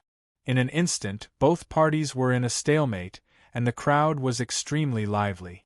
When the high priest saw this, he looked extremely calm, as though he had expected such a situation to happen. She slowly walked down with the elder behind her. When she reached the high priest's side, she began to repeat the speech that she had made in the Fox King Palace. When she said that, the discussion among the crowd became even more intense. It seemed that the matter today would enter a stalemate again. I hurriedly brought Yao Yao and the sacrificial evil spirit over. When I landed, I shouted, "I am the god envoy of the Fox King, and I support Yao Yao as the next clan leader." When everyone heard that, they looked at us simultaneously. I didn't care about their expressions, and pulled Yao Yao to stand next to the high priest. The high priest nodded at me, indicating that I had come at the right time. I didn't bother about him, and wanted to see how the clan leader would respond. The clan leader was momentarily speechless, and her expression changed, as though she was trying to find an excuse. It seemed that I had made the right bet. She didn't dare to repeat what she had said in the Fox King Palace in front of her clansmen. If she were to say it out loud, it would mean that she was going against the Fox King. The high priest noticed the situation, and struck while the iron was hot. He said that the clan leader had secretly learned the high priest's secret technique. After saying that, the clan leader's expression became embarrassed. As she denied it, she glared at the high priest's child. The youth was so frightened that he shivered, and he quickly retreated. The crowd was in an uproar. Perhaps they had realized the uniqueness of the secret technique, otherwise, they wouldn't have such a reaction. Especially the high priest's faction, their cheers were even louder, suppressing the opposing voices. Chapter 784. The moment the old man spoke, everyone looked at him simultaneously. The crowd silently made way for him. When the old man walked to the front of the crowd, I saw his face clearly. That person was one of the elders that we had met at the palace gate. No wonder I had noticed that an elder was missing behind the chief. It turned out that this person had been hiding in the crowd. It was obvious that the chief had arranged for him to stand up and speak now. Chief Qingqiu had probably anticipated that the situation would fall into a stalemate after the public announcement. Hence, he had arranged for the old man to stand up as a spectator and speak for justice. However, the so-called justice was only for the people of the clan to hear. As for whether it was truly fair, only the two of us would know. When the old man arrived before the crowd, the chief took the initiative to greet him. Great Elder, the people of the clan followed suit. Although the high priest and Yao Yao knew that the great elder was the chief's man, they still cupped their hands in greeting. Looking at the crowd, it was obvious that the great elder had a high position in the Qingqiu clan. The high priest seemed to notice the strange expression on my face. He explained, "The great elder has lived for 1,000 years. His power is only at the complete seal celestial master rank. However, his seniority in the Qingqiu clan is very high. Even I am only his grandson. Moreover, he has always been fair. Hence, everyone trusts him." The scene before us was indeed as the high priest had described. However, the great elder was in cahoots with Chief Qingqiu. His so-called fairness was naturally just an undeserved reputation. The corner of my lips curled. I wasn't in a hurry to speak. I wanted to see what the great elder had to say. After the great elder returned the greeting, he turned to the crowd and said, "The debate between the chief and the high priest seems to be reasonable. No one can tell who is right or wrong. However, it is not a long-term solution if this goes on." I took the liberty to think of an idea. Since we can't tell who is right or wrong, why don't we use the rules of the human race and have a duel in the arena to determine the winner? I wonder what everyone thinks of this? With that, he turned to look at us. He wore a kind smile on his face, but he couldn't hide the hint of mockery at the corner of his lips. Looks like this is Patriarch Qingqiu's wishful thinking. Although Yao Yao's bloodline talent was high, her current cultivation level was still lower than clan leader Qingqiu's. Moreover, clan leader Qingqiu had also cultivated the high priest's bloodline's secret technique, so his strength was more than a level higher than Yao Yao's. Moreover, life and death in the arena were up to fate, and no one was allowed to interfere. This put an end to the possibility of sacrificial evil spirits participating in the battle. Great Elder proposed this kind of seemingly fair solution, but in fact it is clear that he wants to put Yao Yao to death. Seeing that everyone was about to open their mouths to agree, I hastily stood up and shook my head. The difference in power between Yao Yao and the clan leader is too great. Furthermore, the martial arts competition has always been a method used by the human race to eradicate their opponent. It isn't suitable for our monster race. Great Elder, please think of another way. When the Great Elder saw that I had rejected him, he wasn't surprised. Instead, he turned his head and cupped his hands towards me. "Lord God's envoy, your words are incorrect. Since the High Priest has declared that Yao Yao is the person chosen by the Fox King, there must be something extraordinary about her.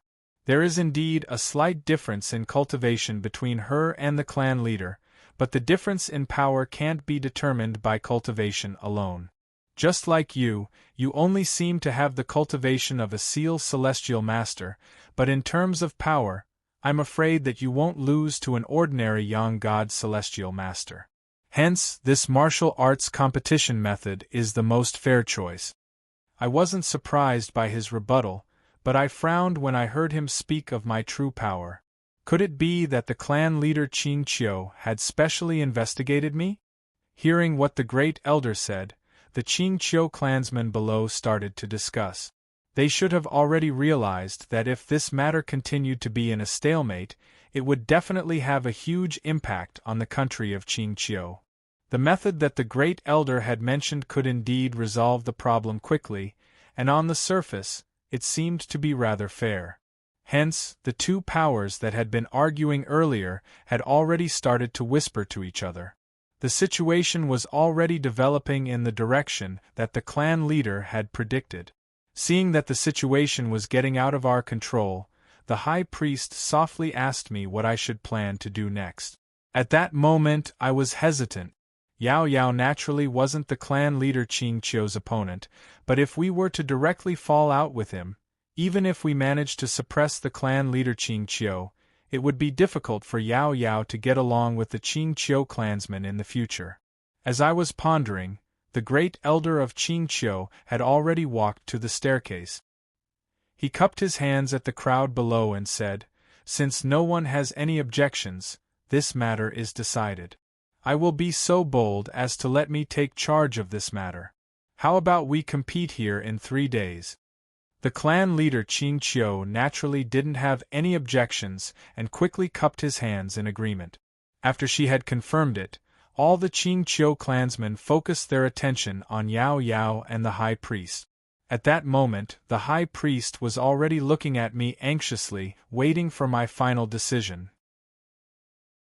I hesitated for a moment, but in the end, I decided that I couldn't let Yao Yao kill herself in the Qing Qiu clansmen, so I nodded at the high priest. After receiving my decision, the high priest was stunned. He seemed to be confused, but under everyone's gaze, he didn't ask any further. He turned his head hesitantly and represented Yao Yao to accept the great elder's suggestion. After agreeing on this matter, we didn't need to stay here any longer. After bidding farewell to the clan leader Qing Qiu, we left the Fox King Palace and returned to the high priest's residence. On the way, Yao Yao was silent. It wasn't difficult to see that she was very worried at that moment. However, she had promised me that she would let me handle this matter, so she didn't mention anything to me. However, the high priest, who was following behind me, kept muttering in a low voice. He sighed after a few steps, his face full of pessimism. After returning to his residence, he immediately closed the door and asked me why I had agreed to the competition and if I had a plan to deal with it. I couldn't blame him for being so anxious. The high priest and I both knew about Yao Yao's situation. She was at the middle stage of the Yang spirit realm, so her strength couldn't be considered weak. However, the problem was that she was still young. Although she had cultivation, she didn't have any actual combat experience. If she were to really fight against an enemy, it was hard to say how much of her strength she could use. On the other hand, the clan leader Qing Qiu was an old fox who had lived for hundreds of years. He had rich combat experience, and his cultivation was above Yao Yao's. In terms of combat power, the two of them weren't on the same level. The high priest was anxious, but I was calm. I didn't reply to him, but turned to ask Yao Yao if she had practiced any special technique. Yao Yao was from the Tushan clan, after all, and she had the Fox King's true blood. She might have some extraordinary abilities. If she could tap into her own strength, that would naturally be the best. However, Yao Yao's words quickly dispelled my thoughts. She told me that the techniques she practiced were taught by her mother. She was no different from the ordinary members of the Qing Qiu clan. I couldn't do anything about her. I recalled that the death scripture had recorded many special techniques, but none of them were suitable for the monster race. Besides, the monster refining gourd could help Yao Yao increase her cultivation in a short period of time. However, since the fatty wasn't here, the monster refining gourd naturally couldn't be used. As I pondered, I glanced at the high priest, who had his head lowered in contemplation. I couldn't help but recall the secret technique that he had mentioned earlier. Since the secret technique had been secretly learned by the patriarch, the rule was broken. If Yao Yao practiced it, with her innate talent, she might make great progress in 3 days. Of course, the high priest wouldn't refuse. He immediately nodded in agreement. Although the secret technique was an inheritance of the high priest's bloodline, the situation was special, and he couldn't care less about it. With the secret technique, I felt a little more confident, but it wasn't enough to put my mind at ease. Yao Yao still didn't have any battle experience. After much consideration, I asked the evil sacrificial spirit for help. Among the 3 of us, only his power could completely suppress Yao Yao. Yao Yao's potential could only be stimulated when she was at an absolute disadvantage. I had experienced this before. The evil sacrificial spirit nodded and agreed. Since there was some progress, I didn't delay any longer. I planned to ask Yao Yao and the evil sacrificial spirit to find a remote place to train. As for the secret technique, I would leave it to the night to practice. After listening to my arrangement, no one objected. The evil sacrificial spirit and I weren't familiar with the terrain of the Green Hill country. So, the high priest led the way and we found a spacious place with few people. To prevent the fight between the evil sacrificial spirit and Yao Yao from disturbing our clansmen, and also to prevent the chief from sending people to monitor us, I asked the evil sacrificial spirit to set up a barrier around this area to isolate us from the outside world. He was powerful, so it was easy for him to do that. Before we started, I took out the armor dismantling sword from the Xiang Lu pouch and handed it to Yao Yao. The reason why I agreed to the competition was that I wanted Yao Yao to use the armor dismantling sword and use its power to defeat the chief of the Green Hill country. Originally, I even wanted to let her use the Xianyuan sword. After all, the power of the Xianyuan sword was stronger. But then, I changed my mind. The Xianyuan sword was the Yellow Emperor's magic weapon. The ancient war was the result of the conflict between humans and demons. Although the Green Hill country didn't participate in the war, I couldn't guarantee that it wasn't recorded. If I took out the Xianyuan sword, the high priest would be suspicious. Of course, I could make up a reason to fool him. But during the competition, if the chief recognized the Xianyuan sword, it would be hard to say what would happen. After careful consideration, I decided to rule out the Xianyuan sword. I thought about it carefully and decided to rule it out. As for Yao Yao, she couldn't use the armor dismantling sword properly at first. In addition to the difference in power, she was being suppressed by the evil sacrificial spirit. Fortunately, she was talented and had the Fox King's blood in her body. She quickly adapted to the situation. She could only defend herself, but she could occasionally counterattack. Although the evil sacrificial spirit didn't use his full power, I estimated that I wouldn't be able to last long if I were to fight him. In other words, Yao Yao's power wasn't any weaker than mine. The Grand Priest looked at Yao Yao, who was in the midst of the battle, and his face was filled with gratification. He was even more certain that Yao Yao was the one to lead the Green Hill country back to its peak. We didn't go out for 3 days. Yao Yao fought with the evil sacrificial spirit during the day to accumulate battle experience. At night, she cultivated the secret technique with the high priest. In just a few days, her power had improved by leaps and bounds, and her battle experience was mature. Chapter 785. Looking at Yao Yao's rapid progress, I had a higher chance of winning. After removing the barrier, I gestured for Yao Yao to suppress her cultivation to the state she was at 3 days ago to prevent the chief from noticing anything wrong. The three of us quickly flew towards the Fox King Palace. From afar, we could see many people gathered at the palace gate. They were waiting for the competition to begin. There were many lively people in the crowd who started to guess the result of the competition. Most of them thought that the chief would win and didn't forget to belittle Yao Yao. It was obvious that the chief had purposely arranged for these people to create momentum for him. If it was 3 days ago, I might have believed such word. However, it was different now.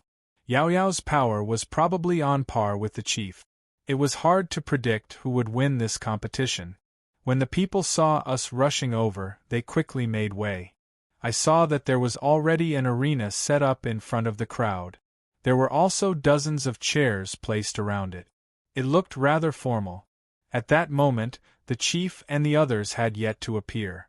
The chairs in front were empty. I didn't stand on ceremony and brought everyone to their seat. I waited for the chief in silence. After a short while, the palace gate opened and a group of people walked out. The leader was the chief. She was still in her previous attire. However, she looked relaxed as though she had a high chance of winning this competition. Following behind her were naturally the elders. However, the great elder was also among them. As matters stood, he didn't need to hide anymore. Looking at the situation, I didn't dare to be careless. I glanced at the evil sacrificial spirit and asked about the chief's cultivation. She had cultivated the secret technique of the high priest's family. She had probably improved. The evil sacrificial spirit looked at the chief without changing his expression. Just the peak of the young god's celestial master. Hearing his reply, I was slightly surprised. I remembered that when I came here, the chief was only at the late stage of the young god's celestial master. I didn't expect her to reach the peak in just a few days. It seemed that the secret technique was interesting. If I didn't cultivate Dao Qi and Shaman Qi, I would also want to learn that secret technique. Then, I asked her about Yao Yao's current cultivation. Previously, I was busy with the journey and was worried about the competition, so I didn't ask about it. Now that the clan leader's strength had improved so much, he couldn't help but feel uncertain. The evil sacrificial spirit first looked at Yao Yao, who was next to me. His eyes seemed to be gratified. After he retracted his gaze, he said, "Slightly better." Hearing this, I was overwhelmed with shock. In other words, now that Yao Yao had the cultivation of a young god heavenly master, in time, she would be able to advance to the next level. The sacrificial evil spirit might have sensed my thoughts and told me that there was more than a thin line between the consummate young god's celestial master and ascension. If he wanted to advance to the next rank, he would need a great opportunity. For the monster clan, it was even more difficult. Whether or not Yao Yao could cross over would depend on her luck. Even so, I was amazed by her progress. Back then, when she was sent back to the Green Hill country, she was only at the peak of wisdom glory. After not seeing him for a few months, he was already a young god's celestial master. In just 3 days, he was already a perfected young god's celestial master. If I hadn't seen it with my own eyes, I definitely wouldn't have believed that Yao Yao could have such cultivation speed. Even I, who had 2 types of powers and a godly weapon, could only look at her back. While we were talking, the clan leader and his entourage had already walked down from the palace entrance to the side of the arena. When the clansmen behind him saw this, they immediately bowed. Yao Yao and the head priest wanted to stand up, but I extended my hand to stop them. Since things had already come to this, there was no reason to show mercy. Seeing my action, the clan leader's expression darkened as she looked over. When her gaze swept across Yao Yao, she revealed a smile, her eyes filled with disdain. Looking at her expression, my intention of hinting Yao Yao to suppress her cultivation had been achieved. As the saying goes, all is fair in war. Since the clan leader was so scheming, I could only use some tricks to deal with her. The great elder was the one to host the competition. After everyone had taken their seats, he stood up and cupped his hands towards the clan leader. Then, he walked in front of us and bowed. I didn't have any enmity towards this person. As we were in different positions, the way we did things was different. His previous words and actions were under the orders of the clan leader. As for his true thoughts, it wasn't hard to tell from the way he bowed to us. As expected of someone who had lived for 1,000 years. He was dependable and his vision was different from others. He could probably tell that he had a chance of winning today's competition, so he chose not to offend either side. Bowing to us was an expression of goodwill. I could understand his intentions. Since he had done that, I wasn't arrogant anymore.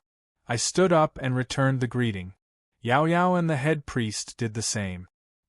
He smiled and nodded before taking large strides towards the arena. After he stood still, the clansmen immediately quietened down and looked at the arena. The great elder didn't waste any time and directly announced a few things to take note of.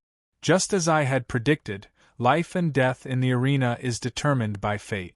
You can't use the power outside the arena. As he said that, he slowly walked down the arena and returned to his seat. He nodded at the clan leader. After the clan leader responded, he stood up and flew up the arena. Yao Yao wanted to follow, but I pulled her back. Seeing that I was suspicious, I whispered into her ear, "You don't have to feel burdened. Just treat it as a simple competition. If you really can't win, just jump down. I will protect you." Even though Yao Yao's power was slightly higher, the clan leader was scheming and would definitely use some underhanded means. After she heard that, she nodded slightly and walked up with the armor-removing sword. When the clan leader saw the armor-removing sword in Yao Yao's hand, his expression changed. He looked at me and said, "God's envoy, if I didn't remember wrongly, that sword is your magic instrument.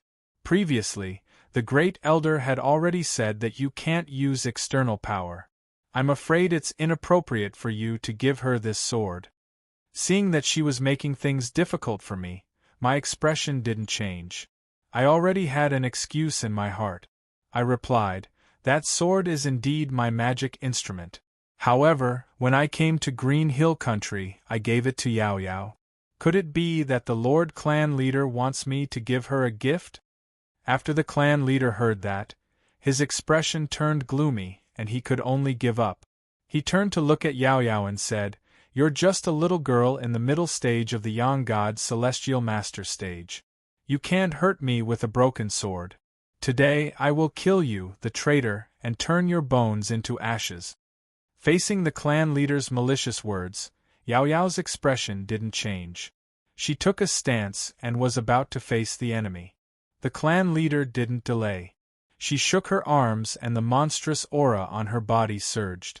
With her as the center, a gust of wind swept through the entire stage. The range of the gust grew larger and larger. It looked like it was going to affect the people below the stage. At that moment, the evil sacrificial spirit waved his hand and drew a barrier in the air, wrapping the three of us inside. As for the clansmen behind us, we didn't care. The elders also used their own methods to protect themselves. However, their expressions were extremely awkward, and they looked like they were having a hard time. The clan leader's means were really powerful. With just one move, he made the elders with the strength of a celestial master fall into such a predicament. However, this move alone wasn't enough to hurt Yao Yao. She held her sword in front of her chest with both hands and used her monstrous aura to wrap her body. The clan leader wasn't anxious when he saw that his attack didn't work. He slowly walked toward Yao Yao. With every step he took, his aura became stronger. After a few steps, the gust became stronger. I couldn't see what was going on inside with my naked eyes. Seeing that, I was a little worried. With Yao Yao's strength, the gust couldn't hurt her. However, I was afraid that the clan leader would use Yao Yao's pure mind to play some tricks on her after blocking everyone's sight. However, after 3 to 5 seconds the gust was broken. Yao Yao stood firmly in the same place, while the high priest stood in front of her. It seemed that I had worried too much. Yao Yao was really cautious. The clan leader was surprised when he saw Yao Yao break his gust so easily. However, his expression changed immediately.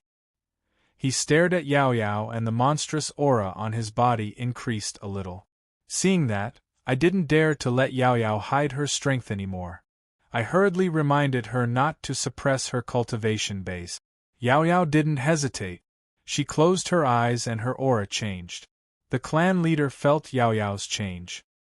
His eyes were filled with disbelief. However, this wasn't enough to scare her. She took the opportunity when Yao Yao broke the seal. She quickly pounced forward. Her white furry claw aimed at Yao Yao's neck. She was about to succeed.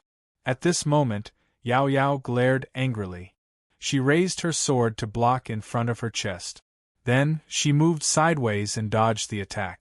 Seeing that his attack had missed, the clan leader was visibly angrier. Both of her hands turned into fox claws.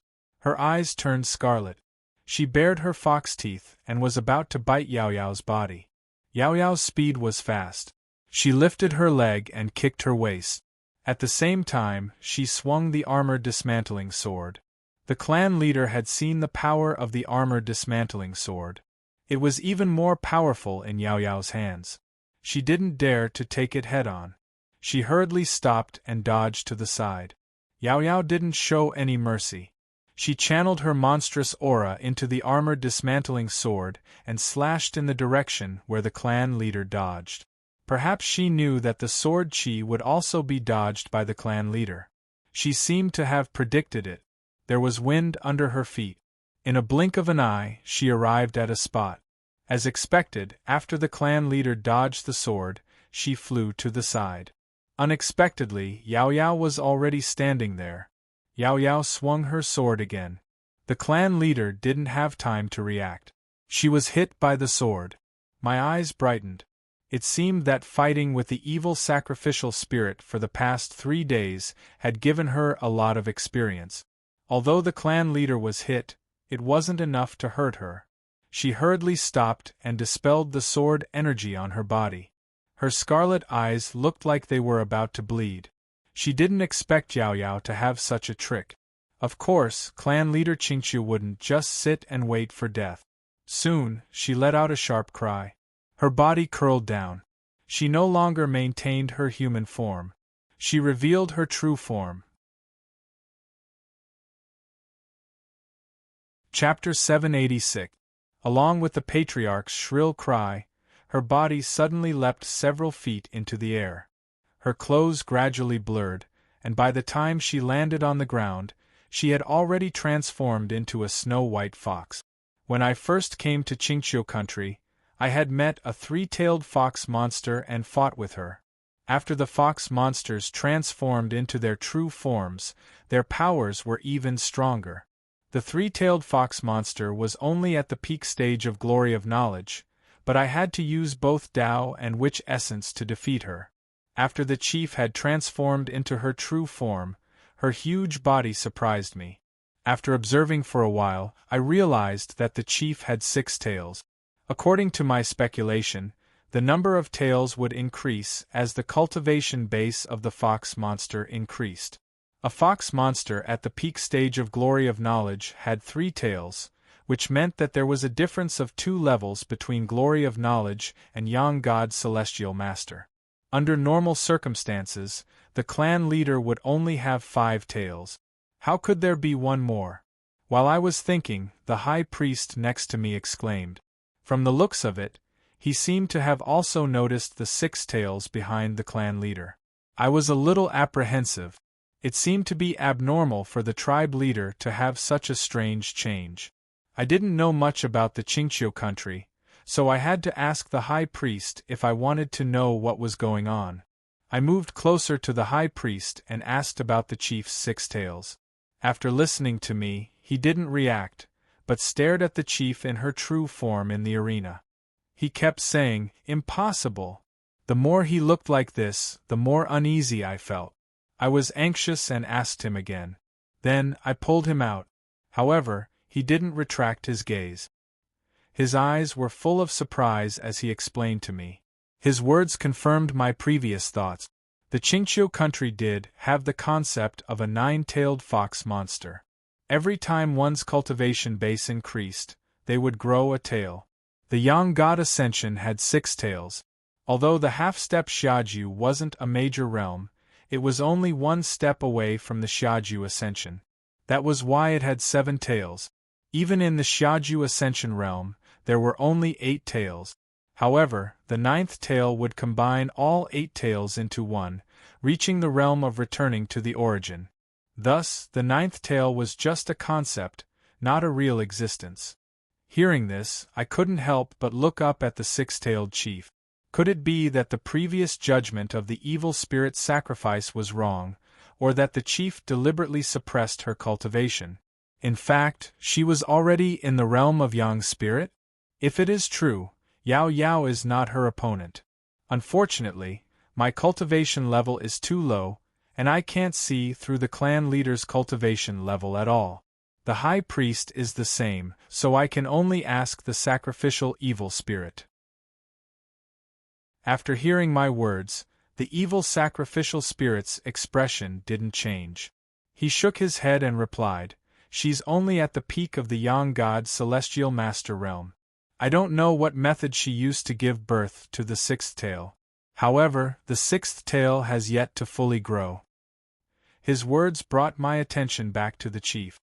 When I took a closer look, it was indeed as he had said. The chief had 5 tails behind him, all of them full of fur and complete shapes.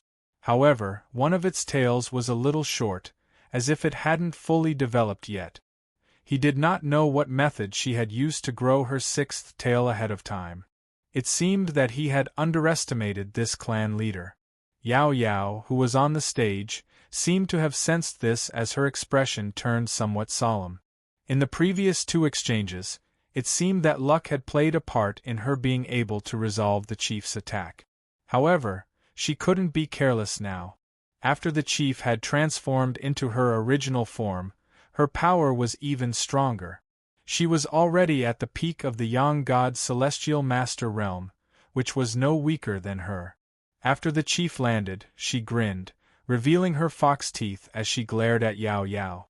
After a while, she stomped on the ground with her hind legs and leaped into the air. However, she didn't pounce on her directly. Instead, she spun her body in the air. Following her movements, a strong wind blew in the surroundings. In the strong wind, countless silver threads appeared out of nowhere and headed towards Yao Yao. Under the strong wind, the silver threads were extremely fast. They were like countless silver needles, emitting a chilling aura. Even though I was sitting below the stage, I felt as if my surroundings had fallen into an ice cellar. Yao Yao was stunned. It seemed that she had never seen such a method before. However, she didn't dare to be negligent. She raised the armor-removing sword in front of her chest to block the silver threads that were heading towards her face. Immediately after, she spat out a pink smoke that enveloped her. Previously, when I was fighting against the 3-tailed fox monster, I had also seen this method.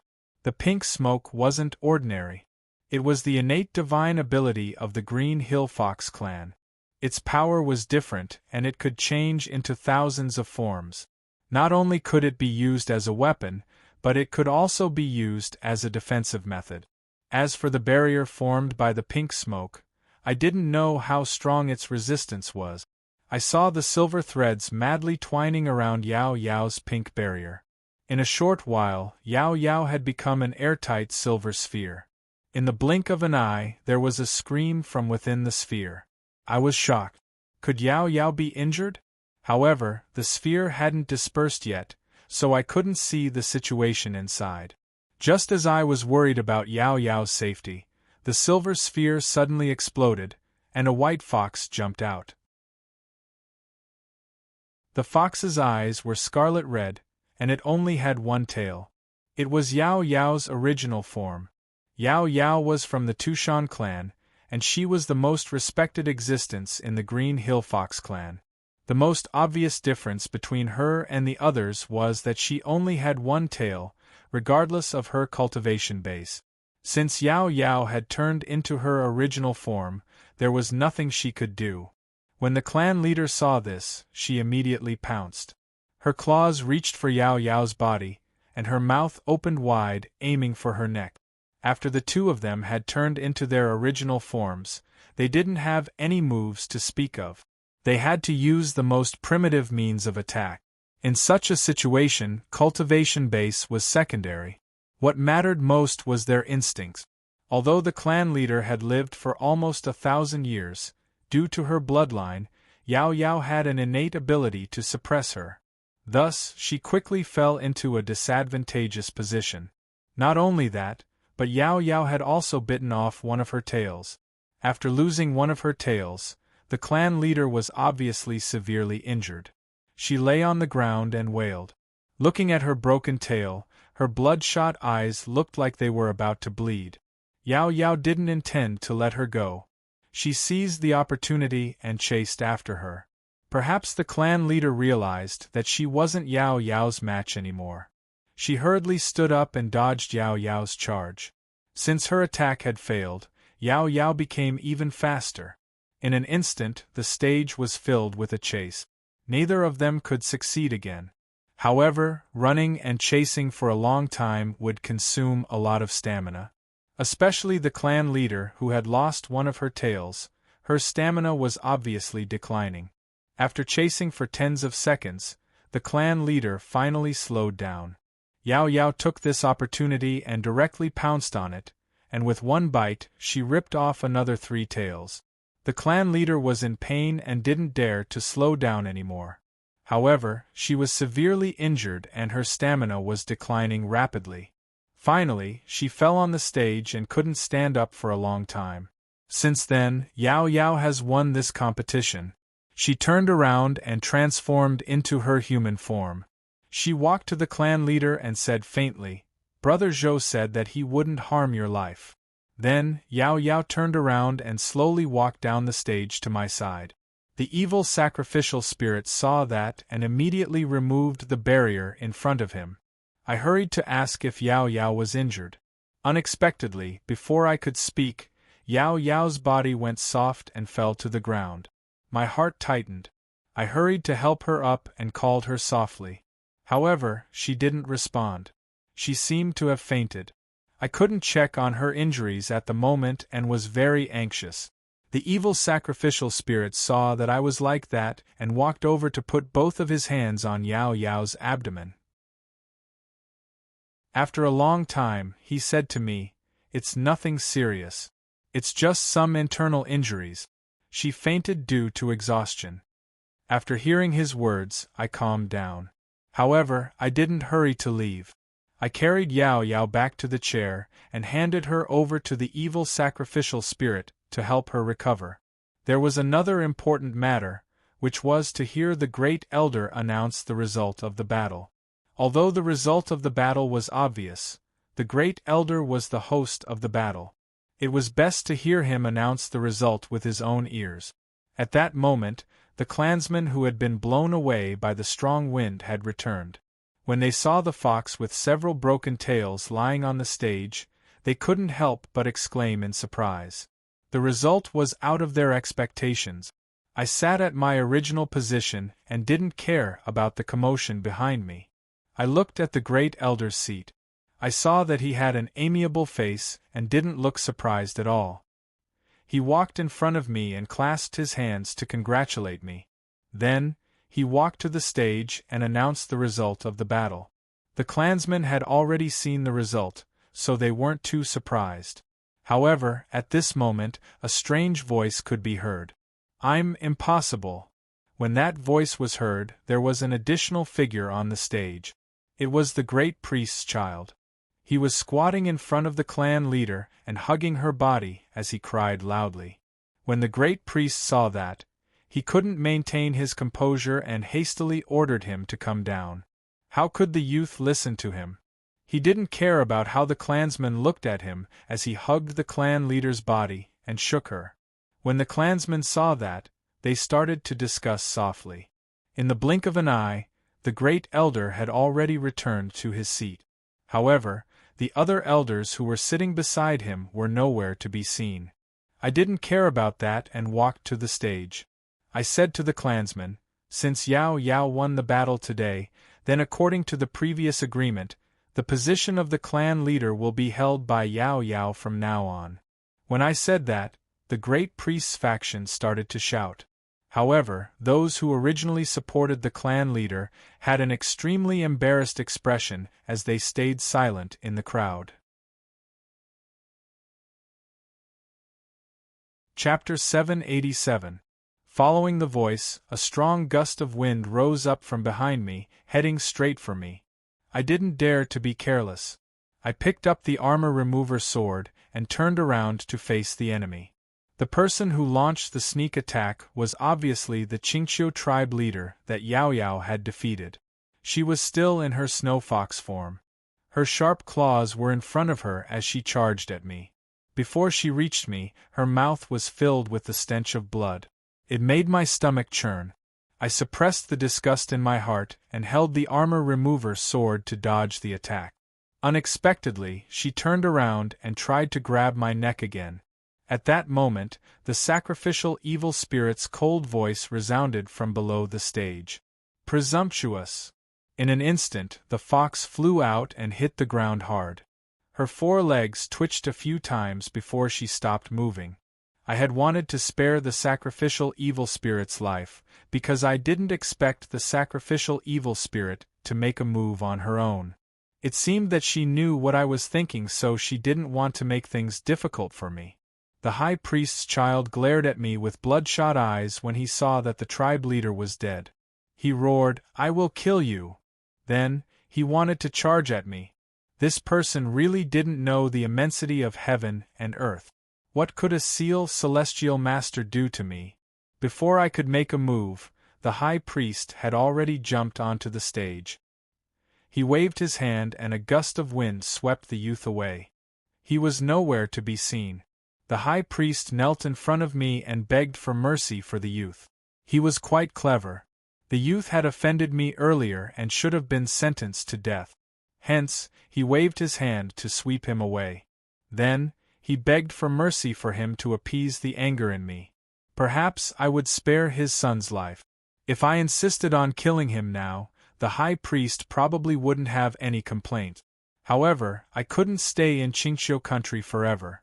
Although Yao Yao won today and became the tribe leader, she was simple-minded and would need the high priest's care in the future.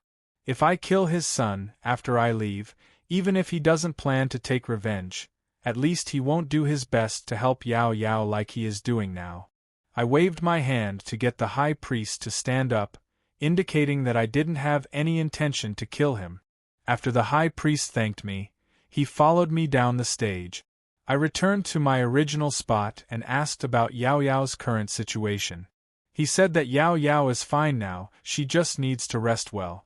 I nodded and carried Yao Yao. I walked around the stage and headed straight for the Fox King Palace. Since Yao Yao was the new clan leader, from now on, the Fox Palace would naturally be her residence. Not long after returning to the Fox King Palace, the Great Elder walked in. He first cupped his hands at me, then asked about Yao Yao's injuries.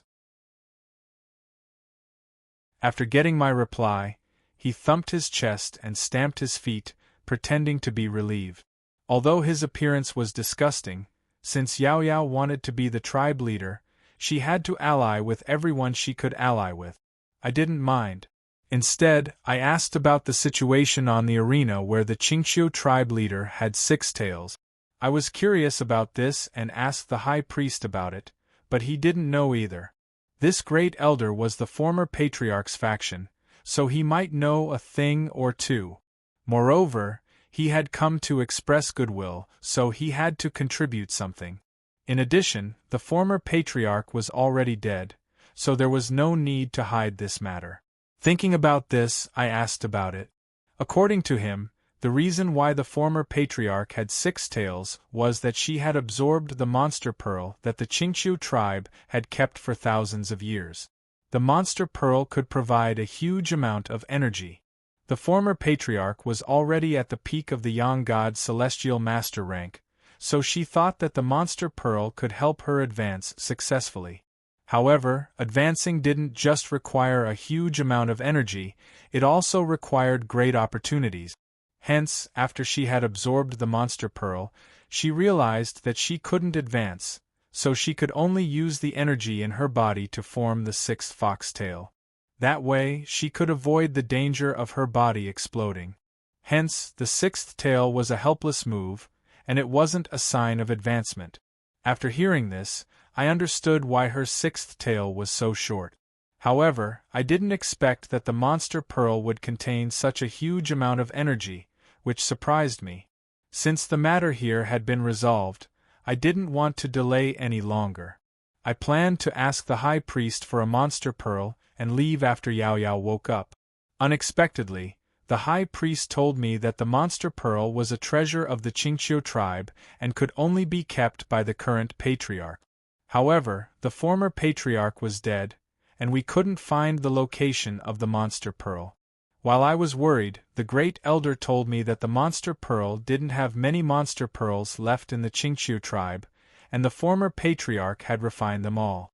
After listening to this, I was a little surprised. I didn't expect that the fox monster would pay so much. It seemed that, if I wanted to get the monster pearl, I would have to break her body. With this thought, I didn't linger and hurried to the previous arena. Fortunately, the fox monster's body wasn't taken away. It seemed that the tribe members were sensible.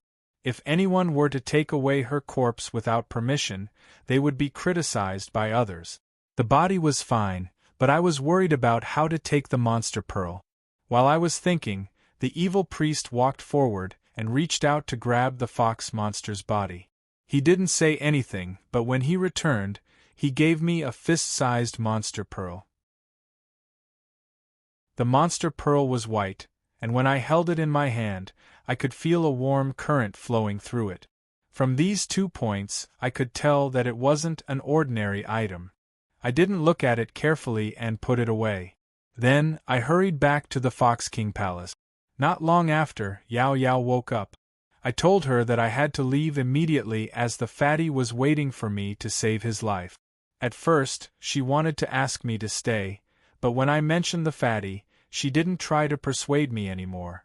She just told me to bring the fatty back to see her after his wounds were healed. I nodded, then left with the sacrificial evil spirit. After we left the Green Dragon Mountain, I contacted the fatty and asked him about his body condition. After learning that he was all right, I felt relieved. However, we didn't stop and took a taxi to Mount Yellow Crown. When we arrived, it was already the next morning. The fatty came to meet us at the foot of the mountain. His face was even paler than it had been a few days ago. It seemed he hadn't told me the truth on the phone. I didn't ask him again. I was afraid that if I asked him again, he would just brush me off. Once I met Master Guan, I would know the details. When the fatty saw us, he wasn't as excited as the last time. On the contrary, he was curious. From his appearance, it seemed that Master Guan hadn't told him about it yet. After the fatty led us to the main hall, he retreated. When Master Guan saw me, he was delighted. He came to greet me and asked, "Nephew, did you succeed?" I quickly took out the monster core from the Shangliu pouch and replied, "Junior was lucky and didn't disappoint you." Then, I handed the monster core to him. When Master Guan saw the monster core, his eyes lit up. However, he quickly regained his composure and carefully examined it. After a long time, he said, "There's a huge amount of energy inside. This is indeed the monster core." After he said that, he cupped his hands to thank me. Seeing him like that, I didn't dare to neglect him. I quickly returned his greeting and asked him how confident he was in treating the fatty. After pondering for a while, Master Guan said, "My divination sect only knows how to perform divinations. I don't know much about curing people. Fortunately, a few days ago, Junior Martial Brother told me about a method that can restore my disciple's meridians. However, if I want my disciple to fully recover, I will need Nephew's help." After listening to him, I was startled. It wasn't because he wanted my help, but because Master Guan had mentioned his Junior Martial Brother. If I remembered correctly, Master Guan only had one Junior Martial Brother, and that was Nangong. If that was the case, Nangong had returned a few days ago. That was good. I could ask him about what happened on Mount Lao. Since I was worried about the sect leader of Mount Lao, I asked Master Guan about Nangong's whereabouts. Unexpectedly, he told me that Nangong had left Mount Huangguan before me and that I didn't know where he had gone. His words disappointed me. It seemed that Nangong already knew that I would come to Mount Huangguan today. If I missed him this time, I wouldn't know when I would be able to find him again. It seemed that he had done this on purpose. I also didn't know why he had been hiding from me. After pondering for a long time, I couldn't figure out the reason. I didn't want to dwell on this matter any longer and put it aside for the time being. Then, I asked Master Guan about his request for my help. Taoist Guan didn't linger and told me the key points in detail. According to him, before he left, Nangong had told me that if I wanted to repair the fatty's tendons and veins of the heavens, I would have to transfer a large amount of Tao energy to his body. Since the amount needed was too great, Even the amount of Tao energy in Yang Shun Heavenly Master's body was far from enough. Therefore, the only feasible method was to find a true dragon's vein and use it to connect the shattered veins of the heavens in the fatty's body. Then, I would have to use the monster core and the secret technique that Nangong had told me to heal the fatty's injuries. However, the fatty's body was deteriorating, and it was too late to find the true dragon's vein. Therefore, Master Guan could only ask me to borrow the jade bracelet on my chest. Master Guan also knew about the existence of the dragon's vein in my jade bracelet. Previously, when I was sealing the acupoints, the dragon's vein was absorbed by the jade bracelet. Later, in order not to be discovered, Master Guan asked the fatty to use the 5 emperor coins to seal the dragon's aura. However, his words made sense. If we didn't use the dragon energy in the jade bracelet, we would have to find the true dragon's vein. Although there were many in Wangu Heavenly Cave, the road to Mount Wangu was too long, and the fatty's body wouldn't be able to hold on for too long. If something unexpected happened on the way, it would delay us even more.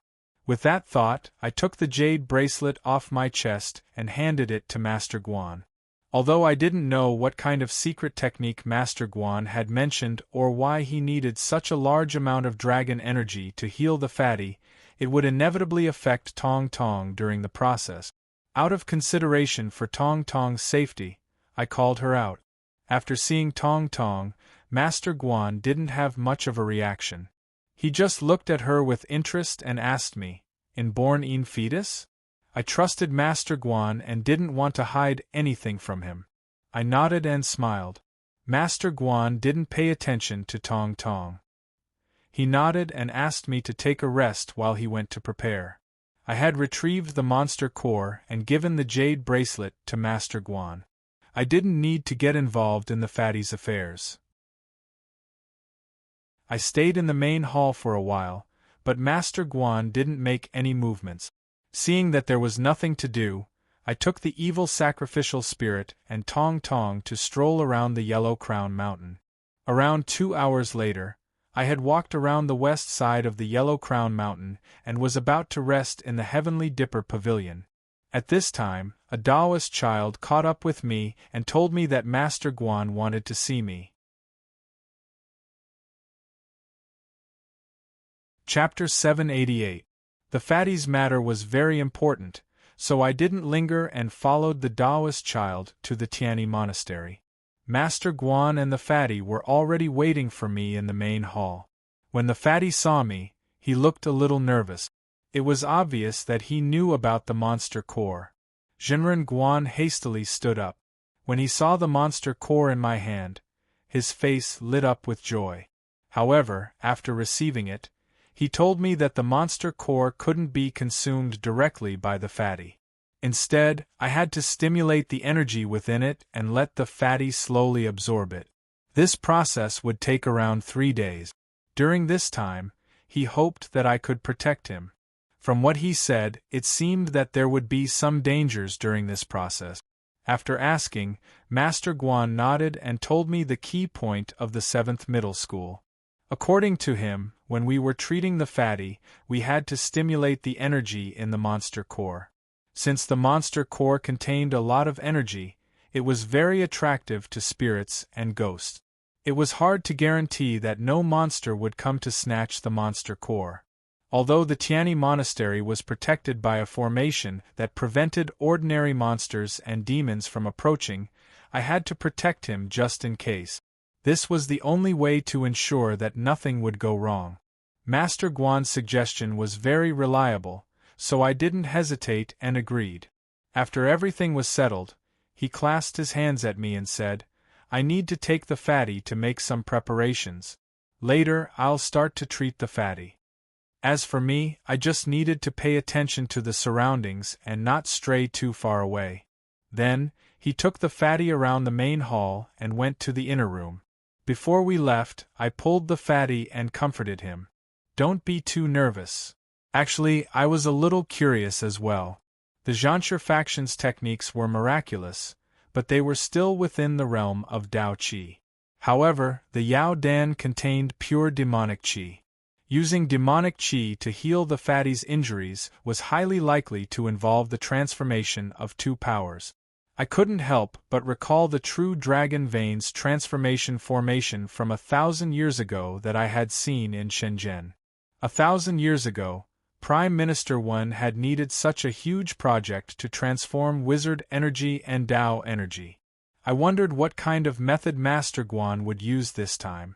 Although I yearned for it, the fatty's safety was more important. I suppressed my curiosity and brought the sacrificial evil spirit and Tong Tong out of the hall. I wanted to take a look around. Not long after I left, a layer of yellow smoke rose from the sky above the Tianyi monastery, creating something that looked like a barrier. This isn't the first time I've seen this barrier. Previously, outside the Spirit Lock Pagoda, Fatty had used this barrier to resist Monk Miaojue, who was at the Heavenly Master Seal realm. Based on this, the barrier should be able to resist the mountain spirits and ghosts below the Yangshan phase. If a mountain spirit or ghost with Yang spirit cultivation breaks through the barrier, I will be needed.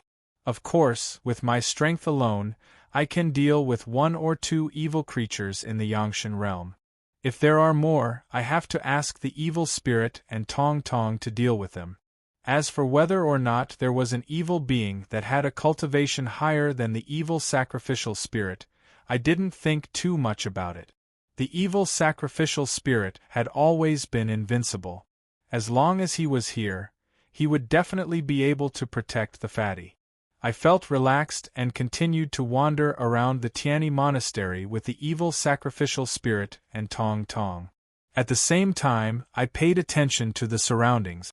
Around 1 hour later, I sensed a strong wave of energy coming from the direction of the hall. It seemed Jinren Guan had started. This wave of energy wasn't Tao energy, nor was it monster energy. It seemed to be pure spiritual energy. This spiritual energy had a strong attraction to everything in the world, and it was the best tonic for ghosts and monsters. It was no wonder why Jinren Guan had been so serious earlier. Since Jinren Guan had started, I was afraid that the Tianyi monastery wouldn't be peaceful for the next 3 days. As soon as I thought about this, a loud explosion came from above. This sound was especially clear in the enclosed Yellow Crown Mountain. Coincidentally, we turned to look at the source of the sound. We saw a monster with a grimacing face lying in midair, punching the pale yellow barrier. This monster's strength was only at the Ghost General realm. It wasn't strong enough to shake the barrier. After a while, it seemed to be exhausted. However, it didn't want to give up. It opened its big mouth, wanting to use its sharp black teeth to break the barrier. Unfortunately, it was too weak. In the end, it didn't succeed. It could only leave while swaying its body. In the next few hours, more and more demonic ghosts arrived, attempting to break through the barrier. Although they had tried their best, they couldn't even shake the barrier. They had to leave resentfully. It seemed the barrier protecting the Tianyi monastery wasn't ordinary. Ordinary monsters couldn't break it. However, I didn't dare to be careless. It was just the first day, and so many ghosts and monsters had come. I didn't know what would happen in the future. Fortunately, nothing unexpected happened on the second day. The number of ghosts and monsters was several times more than the first day. However, there was still no Yang Spirit Realm cultivator. They couldn't break the yellow barrier. However, on the morning of the third day, the situation changed. All of a sudden, a loud explosion came from the barrier. It was much louder than the previous ones, and the entire Yellow Crown Mountain was shaking. I immediately took the evil sacrificial spirit and Tong Tong to the barrier. As soon as we got close, we saw a dark cloud slowly descending from the sky. The aura that the dark cloud emitted made my heart sink. This kind of strength was beyond my endurance. I guessed that the monster in the dark cloud had at least the middle stage of the Yang Spirit Celestial Master Realm. My face changed, but the evil sacrificial spirit didn't change his expression. He just glanced at the dark cloud, then looked away. He signaled me to be careful. I nodded. When I was about to ask him what we should do, Another loud explosion came from above. After the previous monsters had hit the barrier many times, the yellow smoke barrier had been consumed a lot. This time, with such a collision, it completely exploded. The moment the barrier collapsed, the dark cloud flashed and dashed toward the main hall. I was shocked. I wanted to call the evil sacrificial spirit to rush into the main hall, but when I turned around, the evil sacrificial spirit had already disappeared. In the next second, before the dark cloud could descend, the evil sacrificial spirit had appeared on the roof of the main hall and blocked the path of the dark cloud. The dark cloud's eyes were clear. It didn't care about the evil sacrificial spirit blocking its way. Instead, it transformed into a human form and dashed toward the main hall. How could the evil sacrificial spirit let it have its way? His loose black robe fluttered, and his body was wrapped in thick shaman energy. In just a blink of an eye, the entire main hall was shrouded in it. That figure sensed that something was wrong. He stopped and turned to look at the evil sacrificial spirit. He was just a figure, and he didn't have the facial features of an ordinary person. I couldn't tell what his expression was. I had told the evil sacrificial spirit that if it encountered something it couldn't deal with, it should defeat it as soon as possible. Thus, the evil sacrificial spirit didn't delay. After protecting the main hall, it directly soared into the sky and attacked the figure. At this moment, the figure seemed to recognize that the evil sacrificial spirit's power wasn't ordinary. He didn't dare to face it head-on. Just as the fist was about to hit his face, he barely managed to dodge the attack, cutting a sorry figure. The evil sacrificial spirit wasn't enraged. The shaman energy in his hands condensed into a ball, then he pushed it forward. It was so fast that the figure couldn't react in time. In just a blink of an eye, he was sent flying backward. At the same time, the evil sacrificial spirit flew forward and slapped the figure's chest. With a roar, the figure turned into smoke and dust and dissipated in the air. On Mount Lao, I had seen the evil sacrificial spirit injure the young god's celestial master with one move. That figure's power seemed to be above the elders of Mount Lao. I didn't expect that the evil sacrificial spirit could kill him so easily. This made me even more curious about the evil sacrificial spirit's power. I wanted to know how strong he was. After the evil sacrificial spirit landed, I chased after him and asked him about his cultivation base. He still wore a calm face and answered indifferently, "He's only one step away from the Ascension God realm." Hearing this, I was startled. That figure was so powerful, but he couldn't withstand 3 moves from the evil sacrificial spirit. It seemed that the evil sacrificial spirit's power wasn't limited to the Yang God Ascension God realm. He seemed to know what I was thinking, but he didn't answer me. He shook his head and walked to a corner.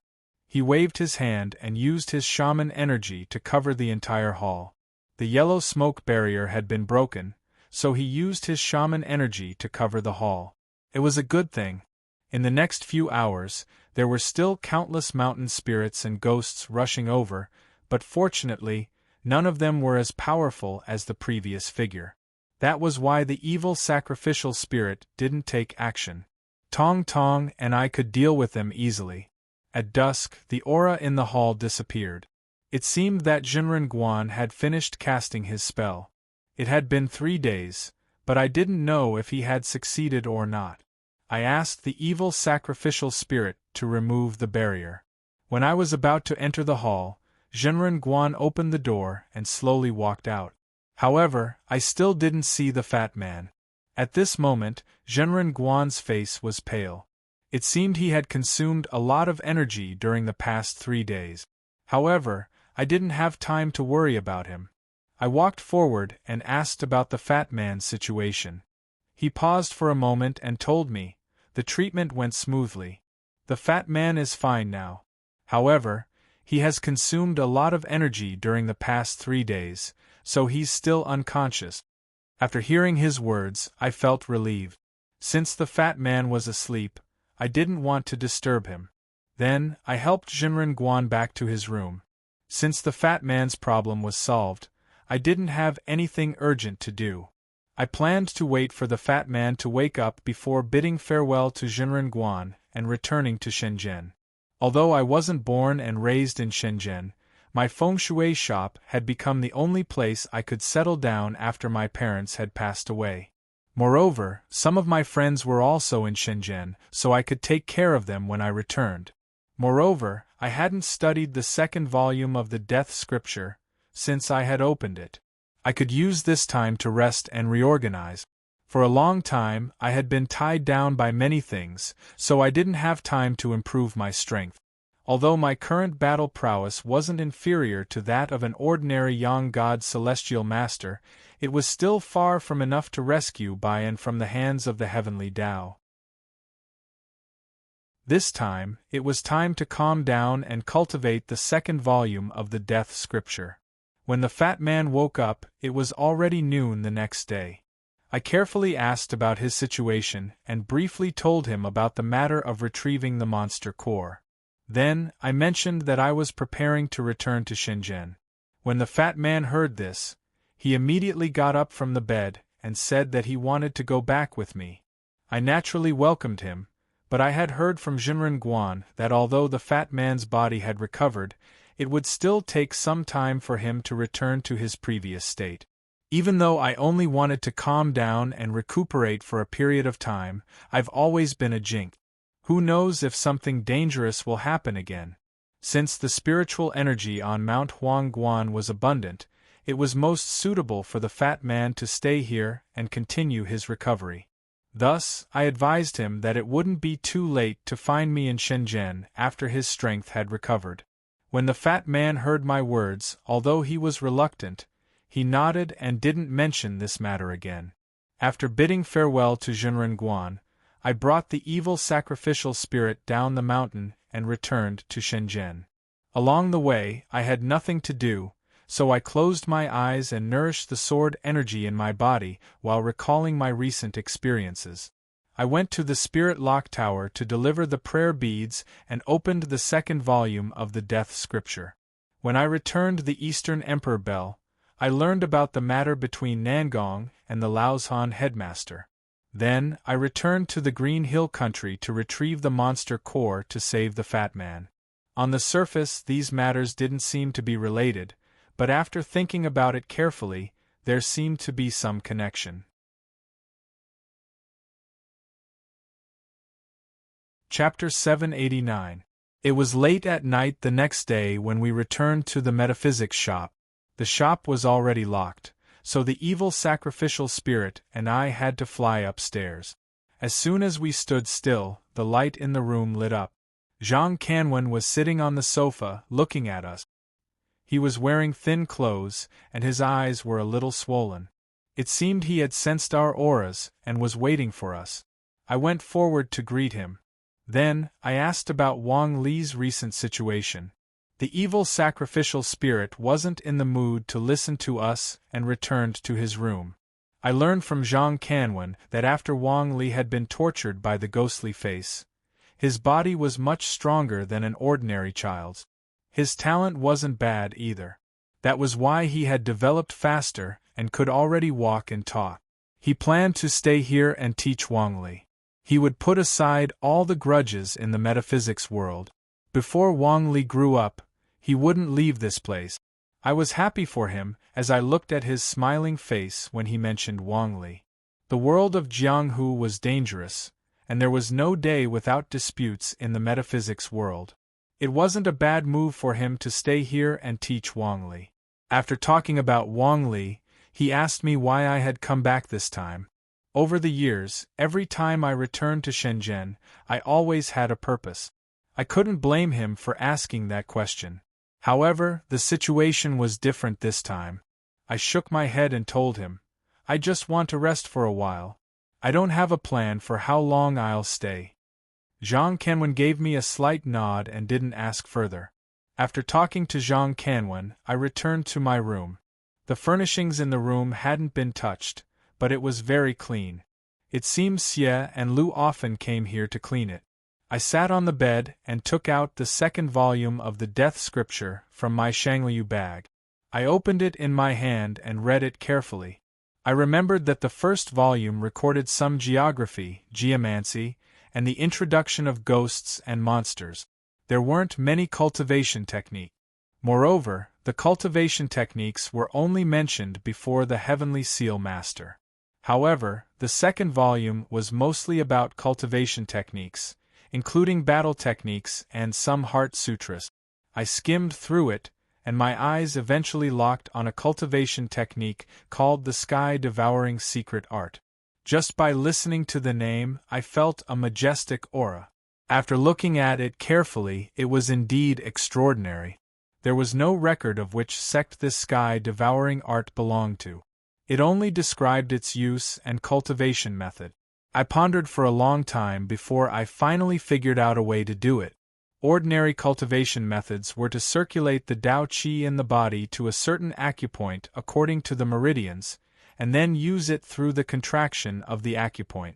However, the Devouring Heaven incantation was different. Instead, it reversed the flow of Qi of the Way in the meridians, causing the acupoints to contract passively, thereby absorbing energy from the outside world through the skin. It was just that the second volume did not mention what kind of energy it was. However, according to my conjecture, everything in this world is transformed from energy. As long as it could promote cultivation, it could be called energy. In that case, the Sky-Devouring Secret Art was indeed a peculiar cultivation technique. Not only that, but it also mentioned that if one mastered this technique, they would have the ability to devour the heavens. This description shocked me a little. If not for the fact that it was recorded in the Death Scripture, it was very likely that people would regard it as an evil technique. Of course, good and evil always existed in one's heart. As long as it was used properly, there would be many benefits and no harm. I continued to read while trying to figure out how to use the Sky-Devouring Secret Art. According to the description, when using this technique against an enemy, I could transfer the energy of the enemy's attack into my body, thereby reducing the damage on the surface of my body. However, once the absorbed energy was saturated, it would cause great harm to the body. There didn't seem to be any method to resolve this, so I couldn't understand it. If I could convert all the energy from the outside world for my own use, I could save the time I had to absorb the dragon energy from the jade bracelet. Just relying on the dragon energy to restore my strength wouldn't last long. Moreover, more than half of the dragon energy in the jade bracelet had been used to treat the fatty. I was afraid that it wouldn't be long before it was used up. Thinking about this, I turned around and read again to see if I had missed any cultivation technique. However, after checking for a while, I didn't find anything. While thinking about this, I suddenly remembered that before we went to Chio's tomb, the fatty had performed a divination for me. Because of this, he was punished by the heavens, and Zhang Kanwen was also implicated. However, at that time, Zhang Kanwen had used the secret technique of Wenshan's lineage to digest the power of the heavens' punishment in his body and advance to the Heavenly Seal Master realm. Later on, he had taught me and the fatty the art of devouring. If I used the Sky-Devouring Secret Art and the art of devouring at the same time, I might be able to convert the energy I absorbed into my body. Thinking about this, I couldn't help but feel excited. I hurriedly closed my eyes and tried to cultivate the Sky-Devouring Secret Art. However, after a long time, I only felt refreshed, but I didn't feel any energy entering my body. I tried a few times, but the results were the same. I didn't know what was going on. Feeling helpless, I temporarily stopped cultivating and continued to think. The cultivation technique recorded in the second volume of the Death Scripture definitely wouldn't have any problems. After carefully recalling it, I didn't make any mistakes in the cultivation step. If that was the case, the problem was most likely with the surrounding environment. The metaphysics area was located in Shenzhen, and the surrounding greenery was considered good compared to other areas. However, overall, the vegetation was still sparse, and the spiritual energy was even thinner. There wasn't much energy for cultivation. That was why I only felt refreshed when I used the sky-devouring secret art a few times, but nothing else happened. After understanding the crux of the matter, I didn't harp on it anymore. I planned to find the evil sacrificial spirit tomorrow to test it out. The next morning, I knocked on the evil sacrificial spirit's door and told him about the cultivation technique. Of course, he didn't refuse when I asked him to test it out. He nodded and listened to me explain in detail what to do. Then, he mobilized the shaman energy in his body and prepared to attack me. I hastily stopped him. The evil sacrificial spirit was too strong. If he attacked me in the metaphysics shop, it would cause a huge commotion. I was afraid that it would cause some trouble. It would be safer to find an empty space. After listening to me, he nodded and thought that it was reasonable. Then, he followed me out of the city. Around 2 hours later, I found a deserted mountain that was rarely visited. It was early in the morning, and the surroundings were foggy. Naturally, no one would notice us. Moreover, the vegetation was lush, and the spiritual energy in the air was abundant. It was the perfect place to cultivate. After standing still, I signaled the evil sacrificial spirit to attack. He didn't delay and mobilized the shaman energy in his body to his hand. Wind blew under his feet, and he instantly appeared in front of me. When his palm hit my chest, I immediately used the sky-devouring art. The abundant shaman energy in his hands quickly weakened and disappeared after a few seconds. I had absorbed all of it into my body. Considering my cultivation base, the evil sacrificial spirit didn't use much shaman energy. However, with his cultivation base, even a simple movement of his finger was powerful. If I hadn't used the sky-devouring art, I would have been blown away. Now that I was standing firmly in my original spot, it was obvious that the sky-devouring art wasn't ordinary. The evil sacrificial spirit looked surprised. After he retracted his stance, he frowned and looked at me. It seemed that he wanted to see if I was using the cultivation technique. I didn't care about anything else. While frantically circulating the sky-devouring art, I also used the devouring power that Zhang Kanwen had taught me to wear down the shaman energy. Not long after, the shaman energy flowed through my meridians and into the veins of the sky, turning into a power that I could use. After I succeeded, I was elated. At first, it was just a speculation of mine. Who knew that I would succeed after I tried it? Moreover, the combination of the two cultivation techniques was much more powerful than the original sky-devouring art. It could be considered an upgraded version of the sky-devouring art. Of course, while I was happy, I also had a clear understanding. The reason why I could refine it so quickly was that the evil sacrificial spirit was using shaman energy, and I was also cultivating shaman energy. The two didn't repel each other, and I only needed to use the devouring power to guide it. As early as the ancient times, there were very few people who cultivated sorcery qi, so there were very few variations in it, and it was almost of the same origin. However, qi of Tao was different. After thousands of years of inheritance, different schools of qi of Tao had given rise to many branches.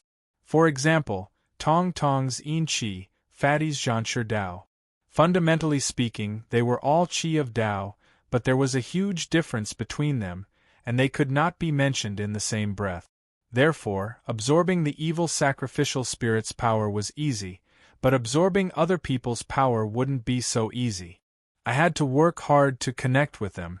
On the other hand, the speed of absorption was closely related to the power that I was facing.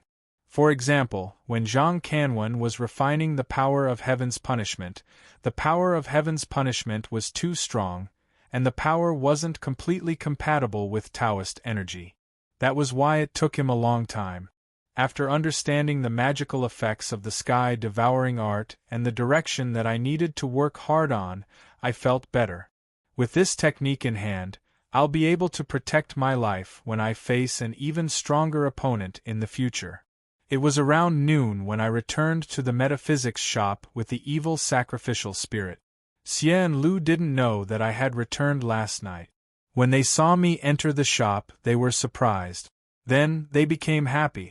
However, there were still customers in the shop, so they came to greet me. I didn't linger on the first floor and went upstairs. Not long after, they finished their business downstairs and hurried to see me. They told me that they had something to report. I thought they were worried about the talismans in the shop again. However, they told me that a person who cultivated witchcraft qi had appeared in Hong Kong. I couldn't help but be startled by this news.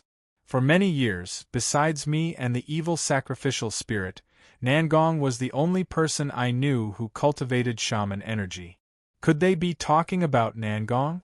I had always wanted to meet Nangong because of the master of Mount Lao. The evil sacrificial spirit seemed to know what I was thinking. He frowned and said, "Why don't we go there and see?"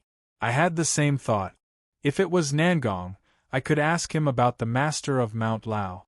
If it wasn't Nangong, he must be a member of the shaman tribe or someone with the inheritance of the shaman tribe. It would be good to find out more about him. I didn't linger and took the evil sacrificial spirit to Hong Kong. It only took 2 hours to drive from Shenzhen City to Hong Kong through the Western Passage. However, the Xie and Lu brothers didn't know where the person cultivating shaman energy was. The evil sacrificial spirit and I could only wander around Hong Kong to sense the aura of shaman energy. Although Hong Kong wasn't big, it was hard to find a person with just the two of us. We searched for the whole afternoon, but we didn't find anything. It wasn't a good idea to continue like this. The last time I came to Hong Kong, I had a good relationship with the Mi family. They had a high status in Hong Kong and a lot of connections. If I could ask the Mi Ding City for help, it would save me a lot of trouble. After making up my mind, I didn't linger and headed directly to the Mi family's manor. As soon as I arrived at the outskirts of the manor, I sensed several strong waves of Tao energy coming from inside. Not only that, but I also sensed a wisp of shaman energy among those waves of Tao energy. It was true that one could wear out iron shoes in fruitless searching only to find it by chance. I carefully sensed and found that the waves of shaman energy were weak and unfamiliar. It didn't look like it came from Nangong. It was possible that another member of the shaman tribe had shown up. Although it wasn't Nangong, I was still excited. The appearance of a member of the shaman tribe would help me understand many things about the tribe. Moreover, since this person cultivated shaman energy, perhaps he had some connection with Nangong.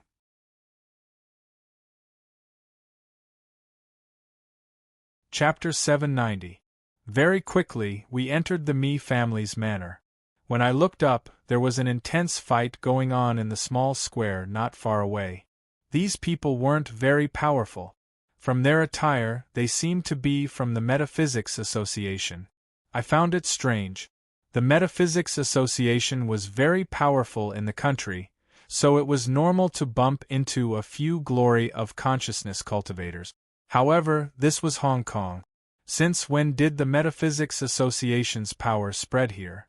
There was a young man surrounded by the few people from the Metaphysics Association. The witchcraft aura that I felt just now came from him. I took a quick look and confirmed that his cultivation was at the early stage of glory of consciousness. He was also at glory of consciousness, but he was able to fight against a few people of the same cultivation.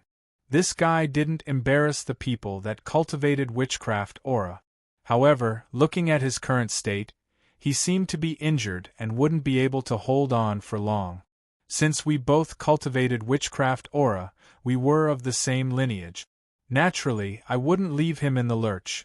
Very quickly, I walked to the side of the small square.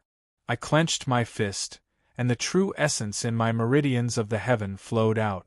Then, I flicked my sleeve, and an enormous air current surged out. It swept the people from the Metaphysics Association away and threw them out of the Mi family's manor. They were merely glory of consciousness. Under my power that was on par with the sun god, they naturally couldn't fight back. Moreover, with their identities, I didn't need to explain anything. It was more straightforward to chase them away. After chasing the small fries away, I wanted to ask about the background of the young man that cultivated witchcraft aura. Who knew that before I could ask, he suddenly knelt on the ground and asked me in a choked voice, "Master, is that you?" Hearing that voice, I was stunned. Then I reacted. The young man in front of me was Mi Ding City's son, Mi Tai. In an instant, a light flashed in my mind, and I completely understood the cause and effect. Back then, Mi Tai was obsessed with metaphysics, but he didn't have the talent. I saw his sincerity, so I gave him a chance to cultivate witchcraft aura. I wasn't sure what kind of talent was needed to cultivate witchcraft aura, but I knew that since he didn't have the talent in Dao Qi, even if he had the talent in witchcraft aura, it wouldn't be too high. Hence, I didn't pay much attention to him after I taught him the cultivation method. That was why I didn't recognize him when I saw him. Who would have thought that Mi Tai, who had no cultivation talent, would give me such a big surprise? Not only did he reach the next level and become a cultivator, he even had glory of consciousness cultivation in a short year. This was simply unbelievable. While I was shocked, Mi Tai knelt in front of me and kowtowed 3 times and 9 times. His eyes were filled with tears.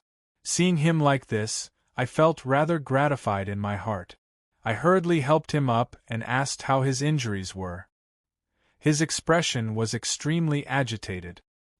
He opened his mouth as if he had 1,000 words to say, but they were all stuck in his throat. After a long while, he shook his head and said that his injuries were fine. Although he said that he was fine, his body couldn't stop trembling, and there was dark red blood seeping out of the corner of his mouth. It was obvious that his injuries weren't light.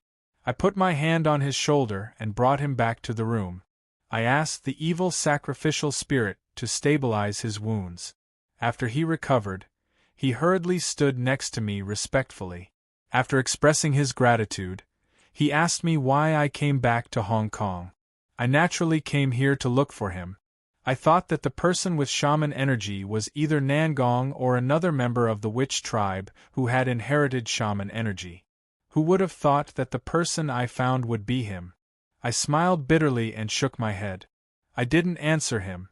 Instead, I asked him, how did his cultivation progress so quickly in the 1 year that we were apart? Hearing my question, Mi Tai didn't dare to hide anything and told me everything.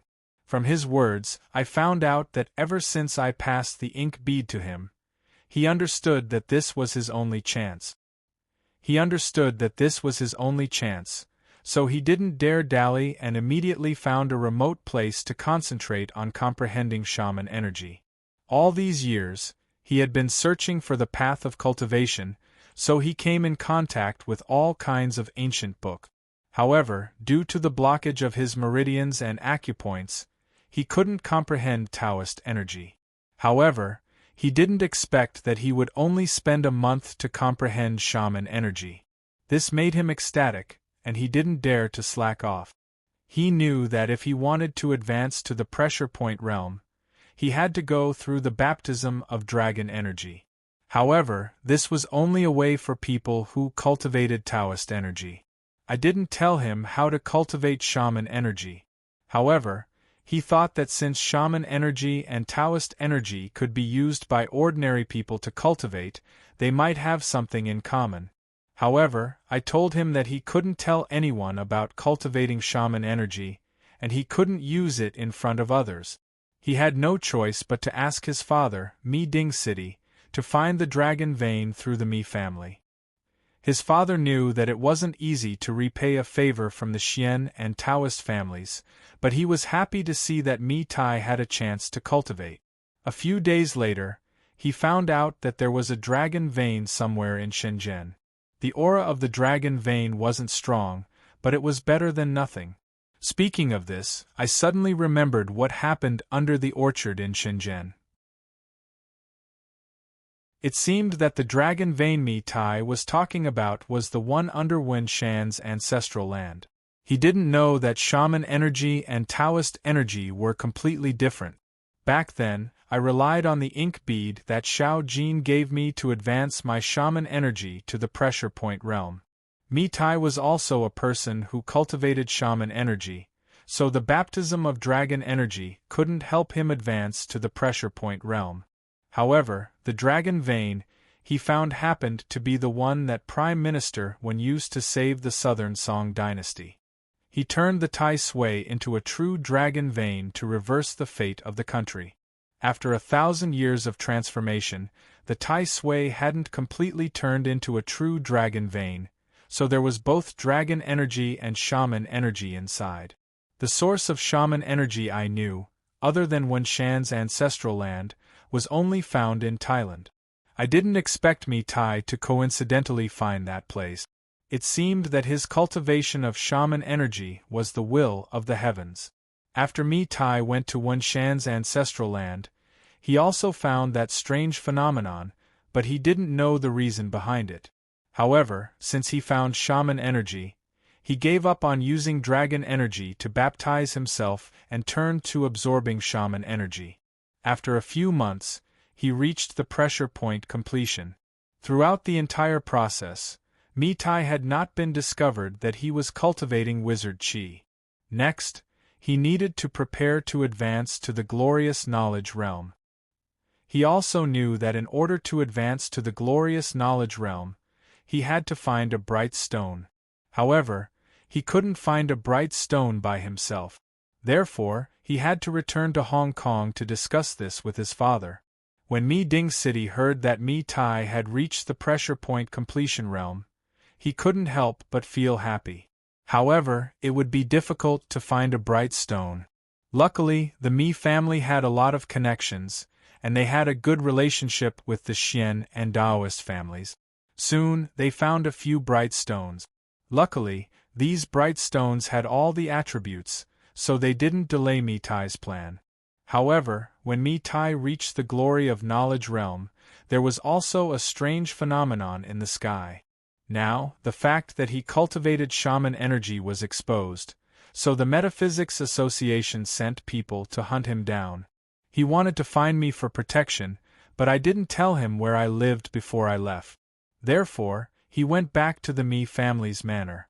However, the people from the Metaphysics Association didn't give up and followed him all the way here. That was why the previous scene happened. After Mi Tai finished talking, he didn't say anything else. From his words, I finally understood the whole story. I was surprised that Mi Tai's innate talent in cultivating shaman energy was so strong. In just 1 year, he had reached the middle stage of the glory of knowledge realm. Even I couldn't compare to him. I thought that Mi Tai had encountered some miraculous encounter during the past year. After receiving his negative answer, I became more suspicious, but I couldn't figure out why. I turned to look at the evil sacrificial spirit and asked, "What did you find?" After listening to me, he didn't hurry to answer. Instead, his eyes fell on Mi Tai. His face didn't change, and I couldn't tell what he was thinking. After a long time, he stood up and walked to Mi Tai. He placed his hands on the top of Mi Tai's head. Mi Tai knew that the evil sacrificial spirit was my friend, so he didn't resist. However, his eyes were suspicious. I didn't mind him and focused on the evil sacrificial spirit. After a while, the evil sacrificial spirit retracted his hands. There was a relaxed look on his face. It seemed like he already knew the reason. I was curious, so I asked, "What's the reason?" The evil sacrificial spirit sat down and whispered to me. When I knew that Mi Tai's meridians and acupuncture points had become one, I thought that he couldn't cultivate. However, I gave him an ink bead because he had a heart that pursued Tao. The problem was with the ink bead. Due to my bloodline, the shaman energy in the ink bead was different from that of an ordinary shaman. As for what the difference was, the evil sacrificial spirit didn't know. He only said that although the shaman energy in the bead was weak, it was enough to change Mi Tai's constitution. After a month, Mi Tai's meridians and acupuncture points had been slowly opened. His constitution was different from ordinary people, so after overcoming his congenital defects, his talent for cultivation was much stronger than ordinary people. Little Wang Li was a good proof of that. Moreover, the ink bead was formed by the shaman energy in my body. It contained a trace of the power of my bloodline. That was why Mi Tai had become who he was today. The evil sacrificial spirit's words made me feel enlightened. I didn't expect that I would inadvertently create a cultivation genius. Seeing that Mi Tai had grown to this point, I felt comforted. Although all of this is because of my ink bead, if you think about it carefully, this is his good fortune. To me, it's as easy as lifting a finger. While we were talking, Mi Dingqing heard that I had returned to Hong Kong and hurried back. Then, he heard from Mi Tai what had happened today. He was very grateful to me. He hurried to ask the servants to prepare dinner. While we were chatting, I noticed that Mi Dingqing's face looked strange, but I didn't know why. I guessed that it was because of Mi Tai. Since it was related to Mi Tai, I had to ask him about it. After all, Mi Tai was my disciple, so I had to pay attention to him. Hearing my question, Mi Dingqing sighed and told me what was bothering him. Since the Metaphysics Association knew about Mi Tai, they wouldn't let him go easily. Mi Dingqing knew that I was powerful, so he wanted to ask me to let Mi Tai follow me. On one hand, he could learn from me, and on the other hand, he could get my protection. What he said made sense. After today, Mi Tai wouldn't be able to stay in Hong Kong anymore. Although the path of cultivation was full of hardships and dangers, it was the same for me in the past. However, Mi Tai's current power was too weak. He couldn't resist the Metaphysics Association's pursuit. It was safe for him to follow me.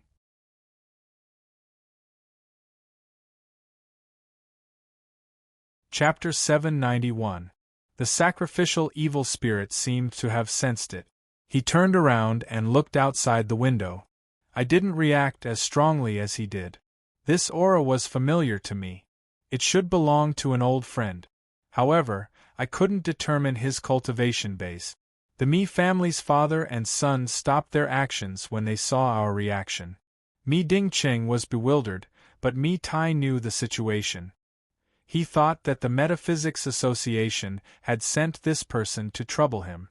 That was why he asked Mi Dingqing to leave this place. I waved my hand to tell them not to panic. Perhaps this person wasn't here to deal with Mi Tai. After listening to me, Mi Tai's face relaxed a little. She stood behind me and looked outside the window.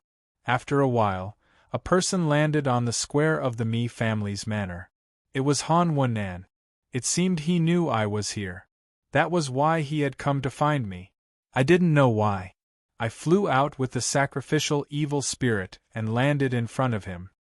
He wasn't surprised to see me.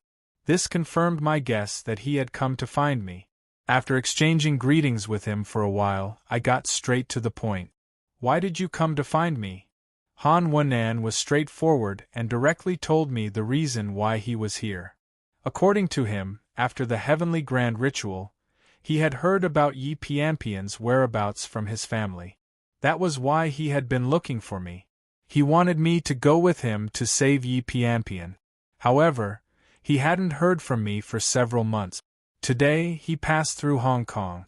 On his way there, he met some severely injured members of the Metaphysics Association. Unexpectedly, he learned my location and came to find me. What a coincidence. The few people from the Metaphysics Association that I dealt with just now actually recognized me. It was normal. With my current reputation, there shouldn't be anyone in the Metaphysics Association who hadn't heard of me. It was normal for them to recognize me from my appearance. However, when Han Wennan mentioned Yi Piampian, my heart tightened. If it weren't for Yi Piampian and Yi Piaolan, I would have died in the Metaphysics Association. I was filled with gratitude towards her. Previously, when Han Wen'an had said that he was going to rescue her, I had kept it in mind. However, I had been busy with mundane affairs recently, and there was no news from Han Wen'an, so I had put the matter aside. Now that Han Wen'an had found where Yi Pianpian was, he had to save her. I agreed without hesitation and asked Han Wen'an for Yi Pianpian's whereabouts. When he heard my question, he moved closer to me and whispered, "Peng Lai Immortal Region." "Peng Lai Immortal Realm?" I inquired about Yi Pianpian and heard that she seemed to be trapped in Peng Lai. That's why I wasn't surprised when Han Wen'an said the first two words. However, I was surprised when she said Celestial Realm. Peng Lai was a county town under the jurisdiction of Yantai City in Shandong. However, the Peng Lai Wonderland was the residence of an immortal in the legends. The two could not be mentioned in the same breath. According to legend, the Peng Lai Immortal Realm was one of the three sacred mountains in China's myths and legends. Peng Lai, Yingzhou, and Fangzhong were places where the immortals lived. Since ancient times, they had been the places where Emperor Wu of the Han Dynasty had sought immortals and medicines. Everything there was white, and the palaces were made of gold and silver. The trees in the pavilions grew in clusters. There were also records in the ancient books that there were 5 mountains to the east of the Bohai Sea: Daiyu, Yuanjiao, Fanghu, Yingzhou, and Peng Lai. According to the records, the other 2 mountains had their guardian turtles hooked by the giants of Longbow country and sank into the sea. Hundreds of millions of immortals had migrated there. The legend of the 8 immortals crossing the sea also happened there. According to the legends, Lu Dongbin, Tai Guili, Zhang Guolao, Han Zhongli, Chao Guijiu, He Xingu, Lan Saiha, and Han Xiangzi had gotten drunk at the Peng Lai Pavilion. They had shown off their precious weapons, walked on the waves, and crossed the sea. I had thought that it was just a story made up by our predecessors. I didn't expect the Peng Lai Immortal Region to really exist. However, on second thought, the Liubo mountain we had been to last time was also real. It wasn't surprising that the Peng Lai Immortal Region was like this. With that in mind, I asked Han Wen'an if he knew the exact location of the Peng Lai Immortal Region. He told me that the Peng Lai Immortal Region wasn't in the sea, nor was it in the water. It was above the clouds. This was out of my expectations. The Peng Lai Immortal Region was above the clouds. I was afraid that its exact location wasn't always the same. It would be difficult to find it. I told Han Wen'an what I was thinking and asked him if he had a way to determine the location of the Peng Lai Immortal Region. Han Wen'an looked troubled. He shook his head and said, "After I confirmed the news about Yi Pianpian, I hurried to find you." As for the exact location of the Peng Lai Immortal Region, he didn't know. I was dumbfounded. Han Wen'an had always been a steady person, but he seemed to have lost his composure this time. Since he didn't know, it seemed that I had to solve the problem myself. I began to plan. The last time I went to the Liubo mountain with the evil spirit, I got the news from the Langya platform. However, the Liubo mountain was at the bottom of the sea and hadn't moved for thousands of years. The Peng Lai Immortal Region was above the clouds, and it was impossible to find it. If I went to the location recorded in the ancient books, it would be like trying to fish from a tree. The hope of finding it wasn't great. I suddenly had another thought. Prediction and divination were what the fatty and his sect were good at. I might as well ask him for help. Perhaps I could find the answer. I immediately contacted the fatty and told him about my request. The fatty could hear the anxiety in my voice and quickly agreed. After I hung up, I received a message from the fatty. He told me that Immortal Guan predicted that the Peng Lai Immortal Region would appear above the clouds to the east of the Bohai Sea in 10 days. However, I couldn't calculate its exact location. Although I couldn't confirm its exact location, I could at least confirm its position. When the time came, Han Wen'an and I would search carefully. We should be able to find it. After confirming it, I heaved a sigh of relief. I called Han Wen'an and prepared to leave for the Bohai Sea as soon as possible. Unexpectedly, Han Wennan waved his hand and said, "There's no hurry." He even asked me where the Qilin is. The Qilin? I was puzzled by his sudden change of topic. What's the matter? Han Wennan then told me that the reason the Penglai immortal region was so secretive wasn't just because of its erratic location. There was another important reason. There was a restriction on the Penglai immortal region that completely isolated it from the outside world. It was said that the power of the restriction was so strong that it couldn't be broken by anyone below the Xiaju realm. Outsiders could only enter after obtaining permission to open the restriction. After listening to him, I immediately understood why he had mentioned the Qilin. Previously, at the Heavenly Grand Ritual, the Qilin had stepped on Lu Zhenyang to break the restriction of the Wangu Grotto Heaven. It seemed that he wanted the Qilin to break the restriction of the Penglai immortal region and bring us in. At the moment, we only knew that Yi Pianpian was trapped in the Penglai immortal region, but we didn't know who else was inside. We couldn't contact Yi Pianpian, so we couldn't ask her to open the restriction. We could only use external force to break it. Han Wennan had seen the Qilin's methods with his own eyes. It was no wonder that he had come up with this idea. However, the Qilin was still in the Wangu Grotto Heaven. It seemed that before we left, we had to return to Wangu Mountain. The last time I left the Wangu Grotto Heaven, I had wanted to bring the Qilin with me, but he didn't want to leave. I was a little worried about whether or not I would be able to bring it out this time. After telling Han Wennan about the Qilin situation, he frowned slightly and urged us to leave. He said that we should reach the Wangu Grotto Heaven as soon as possible. Then, even if the Qilin didn't want to leave, we would have time to think of a solution. I nodded and didn't delay any longer. I lifted my feet and prepared to leave. However, when I turned to look at Mi Tai, I hesitated. Although I had taught Mi Tai techniques casually, since he had succeeded in cultivating them, he could be considered my disciple.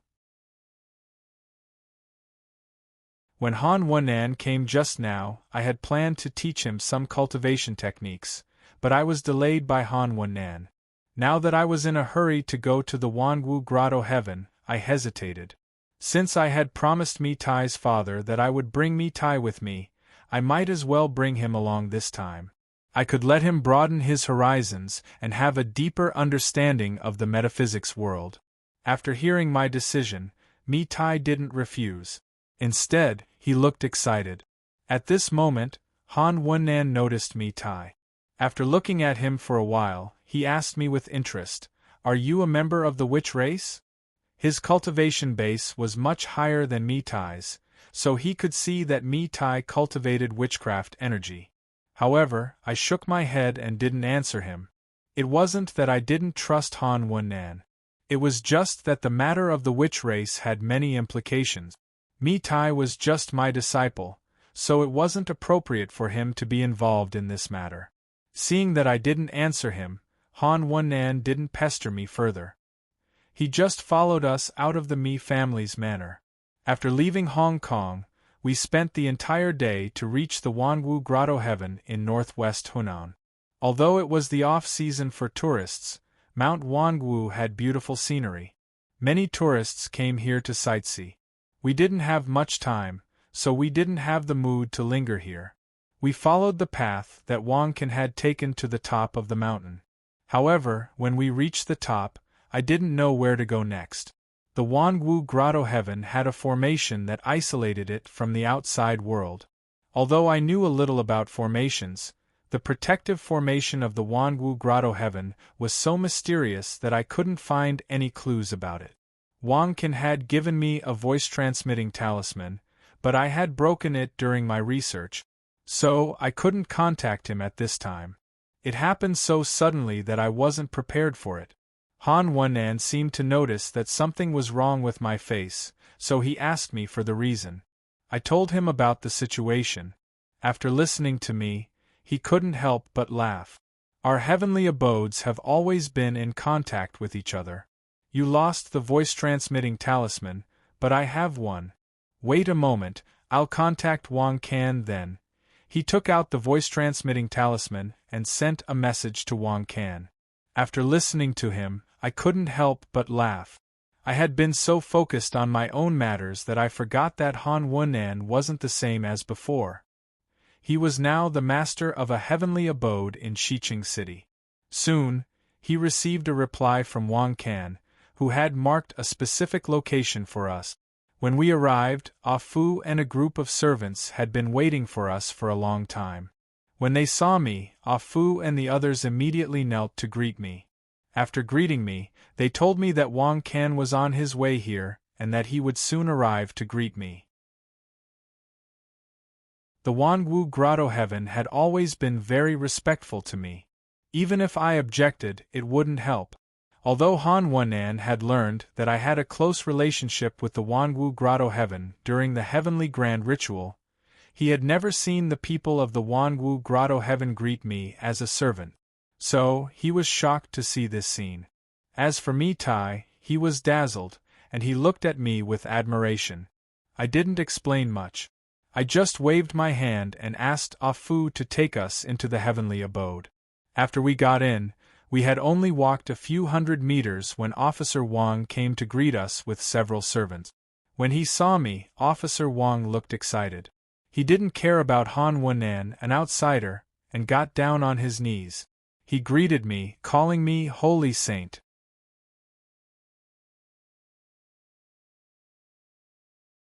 Chapter 792. Perhaps Wang Can hadn't seen me for a long time, so as soon as he saw me, he bowed to me. I didn't like his behavior, so I just waved my hand and asked them to stand up and lead the way. Seeing that I didn't look happy, Officer Wang smiled and got up from the ground. Then, he took us to the main hall. When I arrived at the Wangwu's abode for the first time, I exclaimed endlessly in admiration towards the various bizarre and beautiful scenes within it, let alone me Tai. As a person of the mortal world, he'd never seen such a scene within the Wangwu's abode, and he exclaimed in admiration all along the way. Of course, Wang Can's attitude toward me Tai wasn't the same as his attitude toward me. When he saw me Tai's ignorant look, he looked disgusted. Fortunately, he also knew that me Tai had come with me, so he definitely had some relationship with me. Thus, he didn't dare to say anything. I didn't feel offended. Wang Can had lived in this Wanwu wonderland since he was a child, and he rarely interacted with outsiders. Moreover, he had an extraordinary identity, so it was natural for him to show his emotions. When we were seated in the main hall, Wang Can greeted the others and asked me why I was here today. I didn't beat around the bush, and told him the reason for my visit. After listening to me, Wang Can nodded and told me, since I left last time, the Qilin had disappeared into these mountains. If he hadn't sensed the Qilin's aura in this Wanwu wonderland, he would have thought that the Qilin had left. I nodded. When we arrived at this Wanwu wonderland, I sensed the Qilin's aura. However, this Wanwu wonderland was so vast that it would take a lot of effort to find the Qilin. We didn't have much time, so we couldn't stay here for too long. I immediately asked Wang Can to take some people with him to find the Qilin. However, Wang Can waved his hand and said no.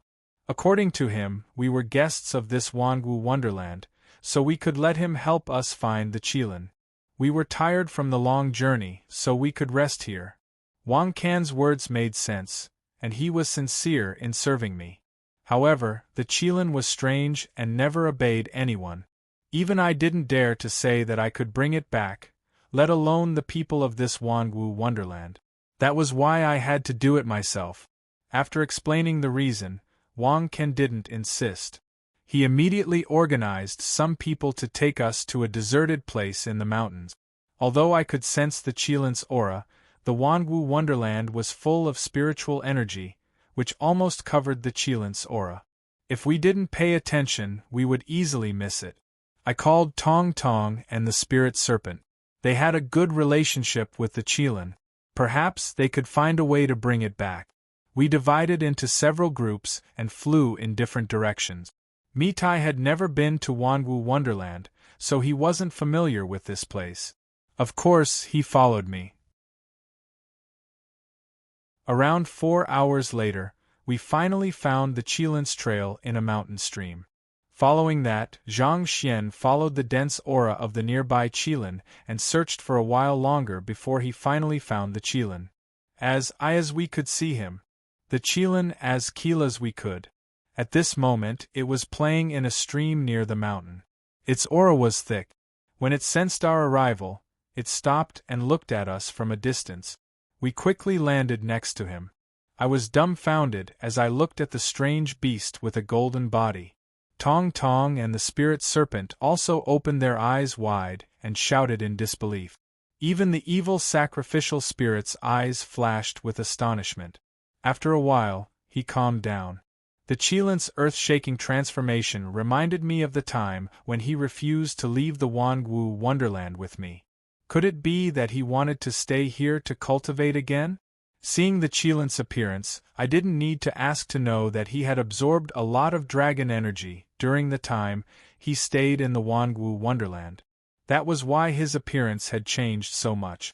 I could sense that the Qilin was now a huge energy body, which gave me a feeling that I was facing the true dragon's veins. I couldn't imagine how much true dragon energy he had absorbed during this time.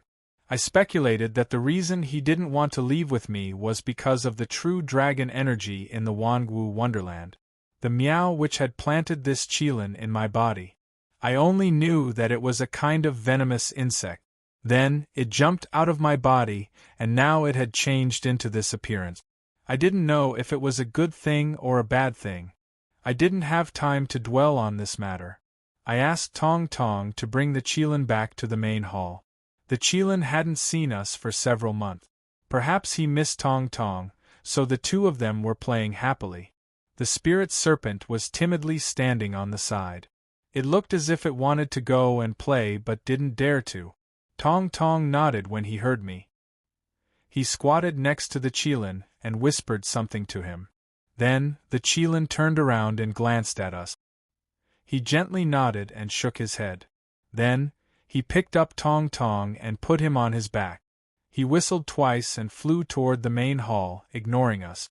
I was worried that he wouldn't listen to Tong Tong like before. But now, it seemed that my worries were unnecessary. With Tong Tong, we still had a chance to take the Qilin to the Peng Lai Immortal Region. On the way back, I told Officer Wang that we had found the Qilin and asked them to return to the main hall. It seemed that they hadn't gone far. When we returned to the main hall, Officer Wang and the others had returned. They surrounded the Qilin and Tong Tong. Their eyes were filled with surprise. Apparently, they hadn't expected that the Qilin would become like this. As soon as they saw me, the onlookers dispersed. Officer Wang led me to the main hall and asked me about the Qilin. It seemed he was also very curious. When they heard Officer Wang's question, they all turned to look at me, waiting for me to answer their questions. In fact, as long as I closed my eyes and sensed the Qilin's aura, I could guess what had happened. After I told them my conjecture, everyone nodded thoughtfully. As for the Qilin absorbing the true dragon aura, no one, including Officer Wang, cared about it. After all, the Qilin was mine. At this moment, Han Wennan wore a solemn face. He kept gazing at the Qilin as if he was thinking about something. The Qilin was directly related to whether or not we could break the restriction of the Peng Lai Immortal Region. Seeing Han Wennan's expression, my face changed. "Did you see anything strange?" Han Wennan shook his head. "I don't know if the Qilin's change is good or bad. However, when the Qilin broke the restriction of Mount Wangwu last time, he used brute force, which must have something to do with his nature. Now that he had changed, his temperament seemed to be much more docile than before. The reason why he frowned was that he was worried whether the Qilin could break the restriction of the Peng Lai Immortal Region after this change. His words surprised me. When I saw the Qilin, I didn't find him as cold and distant as he used to be. I was so happy that I didn't think too much about it. Now that I listened to his analysis, I felt that something was wrong. The Qilin's change was just as Han Wennan had said. His temperament had changed, and he was completely different from before. On the contrary, I didn't care much about what Han Wennan was worried about. What was done could not be undone. Other than the Qilin, we had no other way to break the restriction. We could only bring the Qilin and try. Whether or not he succeeded, we could only do so. I comforted Han Wennan, but the worry on his face didn't lessen. Instead, he pulled my sleeve and asked anxiously, "If the Qilin can't break the restriction, what should we do?" Seeing him like this, I couldn't help but sigh. Han Wennan was different from me. He had been in love with Yi Piampian for a long time. Although I had thought of rescuing Yi Piampian, I couldn't find an opportunity to do so, so I slowly put it aside. Han Wennan was different. Although it was a one-sided love, he had been thinking about it. When he had the ability to do so, he had acted without hesitation. He had especially brought me along for this. Seeing that he was about to act, it was normal for him to be worried about his gains and losses. I didn't know how to answer him, so I just patted his shoulder and told him that this matter couldn't be rushed. If we couldn't break the restriction, we would go to old President Li and ask for his mercy. After all, Yi Piampian was his disciple. He wouldn't be too cruel to her.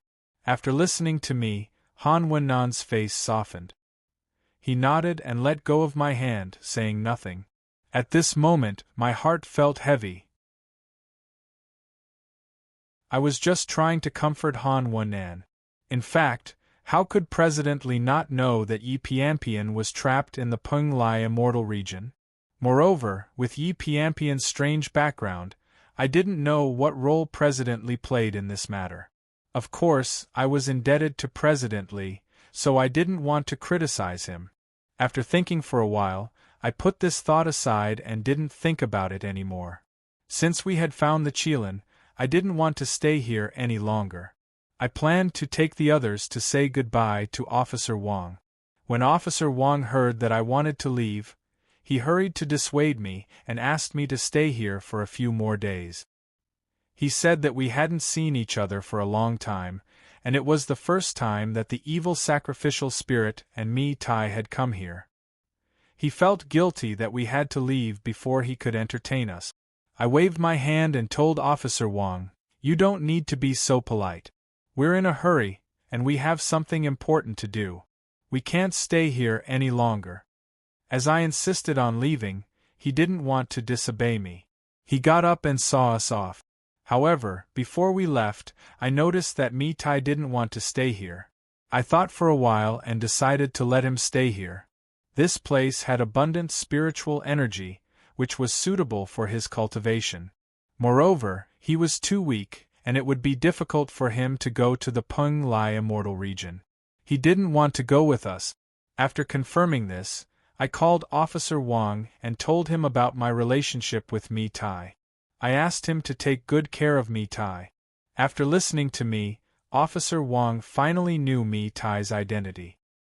His expression changed immediately. He didn't look as disgusted as before.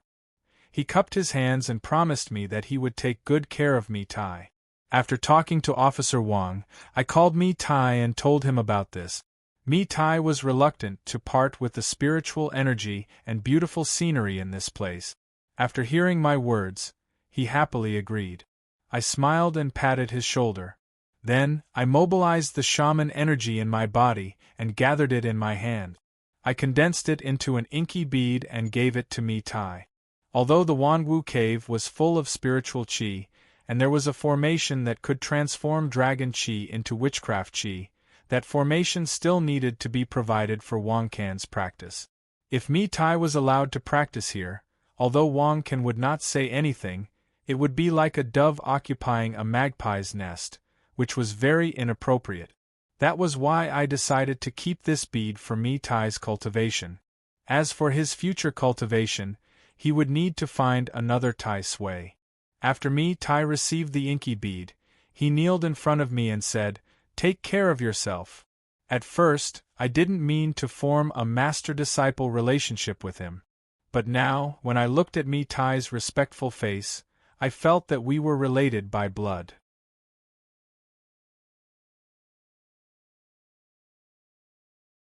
Chapter 793. After leaving Wangwu Heavenly Cave and walking for several miles, Wang Can excused himself and said, "I won't accompany you." I knew that Wangwu Heavenly Cave had many things to do, but I didn't mind. I waved my hand and asked him to go back. Leaving Wangwu Heavenly Cave meant returning to the human world. Tong Tong, the spirit serpent, and the Qilin weren't suitable to stay outside. Tong Tong and the spirit serpent were fine, but the Qilin wasn't close to me. Although he could stay in the jade bracelet, it wasn't up to me to decide whether he wanted to or not. I asked Tong Tong to persuade him. It seemed the Qilin's temperament was completely different from before. He didn't hesitate and nodded, following Tong Tong back to the jade bracelet. After dealing with them, I took the evil sacrificial spirit and Han Wennan with me, heading down Mount Wangwu. Not long after, we passed by a dilapidated temple. I couldn't help but slow down as I recalled the first time I had visited Mount Wangwu. Before Ah Mo's teacher passed away, he had asked me to take care of him. However, I didn't have time to take care of him. Moreover, he would be in danger if he stayed with me.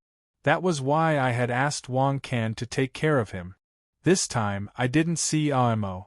I wondered how he was doing and if the people from Xuanda Heavenly Cave had come to trouble him. While I was thinking, Han Wennan urged me to hurry up. I shook my head reluctantly and put Ah Mo's matter to the back of my mind. I hurried to catch up with him. 4 hours later, we left Mount Wangwu. Since Han Wennan kept urging me, I didn't dare to linger. I followed him and took a taxi to Tianjin. Our destination was the Bohai Sea. According to our current location, the nearest port to the Bohai Sea was Tianjin. When we arrived in Tianjin, it was 9:00 p.m. We randomly found a hotel to stay in. After a long day of traveling, my body was a little tired. Right when I was about to rest, Han Wennan knocked on my door. "I have something to discuss with you." Seeing his serious face, I didn't refuse him and invited him in. As soon as he sat down, he said, "We're going to go out to sea." I didn't hurry to talk to him. I had some thoughts in my head. Han Wennan's face was calm. Perhaps he already had an idea. I wanted to see how he planned this operation. Seeing that I didn't say anything, Han Wennan seemed to have guessed what I was thinking. After drinking a glass of water, he began to tell me his plan. According to him, although we had arrived at the Bohai Sea this time, the Penglai Immortal region was not in the sea, so we could not take a boat out to sea. The only feasible way was to take a flying vehicle or fly there directly. However, if we fly, we will inevitably be noticed. This is too risky and not worth it. Han Wennan's thoughts were clear. After his analysis, it was indeed reasonable. Speaking of flying tools, I immediately thought of helicopters. But this thing isn't easy to get, and air traffic control is strict, so it's very difficult for us to use it privately. However, since Han Wennan mentioned this matter, there should be a solution. I told him what I was thinking and asked him if he had any solutions. Han Wennan didn't dawdle when I asked. He said that after he left Wangwu Mountain, he contacted his family and asked them to send a helicopter over. As for the air traffic control, his family had already informed them. Hearing him say that, I felt relieved. The Han family was an aristocratic family that studied metaphysics, so they had some power. It wouldn't be difficult for them to solve this problem. I thought about it and nodded, indicating that it was feasible. Han Wennan didn't say anything else after I agreed. He cupped his fists at me and returned to his room. We didn't leave the hotel for several days. When the deadline of 10 days was up, we hurried to Tonggu Airport. It was still early in the morning, and since Zhenren Guan hadn't predicted when the Penglai Immortal Pavilion would appear, we had to go there early in the morning to check. After we sat down, the plane flew in the direction of the Bohai Sea. Along the way we didn't talk. Our eyes were fixed on the clouds outside, not daring to miss anything. However, after several hours, we didn't find anything. I couldn't help but feel suspicious. Could it be that Zhenren Guan's divination was wrong? However, I quickly rejected this idea. Zhenren Guan was the sect master of the divination sect, and he had never made a mistake in his divination. Since the Peng Lai Immortal Pavilion hadn't appeared yet, it was possible that it wasn't time yet. Sure enough, at noon I sensed a faint fluctuation of spiritual energy in a cloud. Perhaps the Peng Lai Immortal Pavilion was hiding in the clouds. Han Wen'an seemed to have sensed it. He turned to look at me. I knew what he meant. I hurried to call the sacrificial evil spirit and flew toward the clouds. Han Wen'an said something to the pilot, then flew toward us. After a few seconds, we landed in the clouds. At this time, the spiritual energy was even denser. However, it was still a vast expanse of white in front of us. We couldn't see what was inside. Seeing this, Han Wen'an asked me to summon the Qilin. After listening to him, I didn't hurry to summon the Qilin. Instead, I stared at the clouds in front of us and fell into deep thought. Based on this spiritual energy, we couldn't determine if the Peng Lai Immortal Pavilion was in the clouds or not. Even if it was the Peng Lai Immortal Pavilion, we couldn't act rashly. Previously, we had only seen the Qilin break the restrictions of the Wangwu Grotto Heaven. But now that its temperament had changed, we didn't know if it could break the restrictions. Moreover, the restrictions of the Peng Lai Immortal Pavilion had been set up by an expert several thousand years ago. I was afraid that they were much stronger than the ones in the Wangwu Grotto Heaven. Before we had a clear understanding of the situation, we couldn't act rashly. Thinking about this, I told Han Wen'an about my considerations and signaled him not to be anxious. Then, I asked the sacrificial evil spirit to go and investigate the situation. His power was the strongest, so it was safe to let him go. After listening to me, the sacrificial evil spirit rushed into the clouds without hesitation. After a few seconds, he flew back and landed in his original position. Seeing his strange expression, I hurried to ask about the situation inside. He paused and said, "There is indeed a very powerful restriction here. I can't break it." I wasn't surprised to hear that. Back at Billow Mountain, I had relied on the Eastern Emperor Bell and the Xianyuan sword to break the restriction. No matter how powerful the sacrificial evil spirit was, it couldn't be strong enough to resist an ancient divine weapon. However, his words convinced me that the clouds were indeed the location of the Peng Lai Immortal Pavilion. Since I was certain, I didn't hesitate and asked Tong Tong to bring the Qilin out. As soon as the Qilin came out, he looked very happy. I didn't think it was strange. The Qilin had a strong perception of spiritual energy. It was probably because of this that he had stayed in Wangwu Grotto Heaven. Seeing the Qilin's expression, I felt a little more confident. I didn't linger and asked Tong Tong to let the Qilin break the restriction in the clouds to bring us in. Tong Tong lowered her body and whispered something in the Qilin's ear. The Qilin retreated and exerted force on his legs, rushing into the clouds. We didn't dare to be negligent and hurried to follow him. After passing through the clouds in front of them, a rainbow appeared. The rainbow was colorful and it was very beautiful.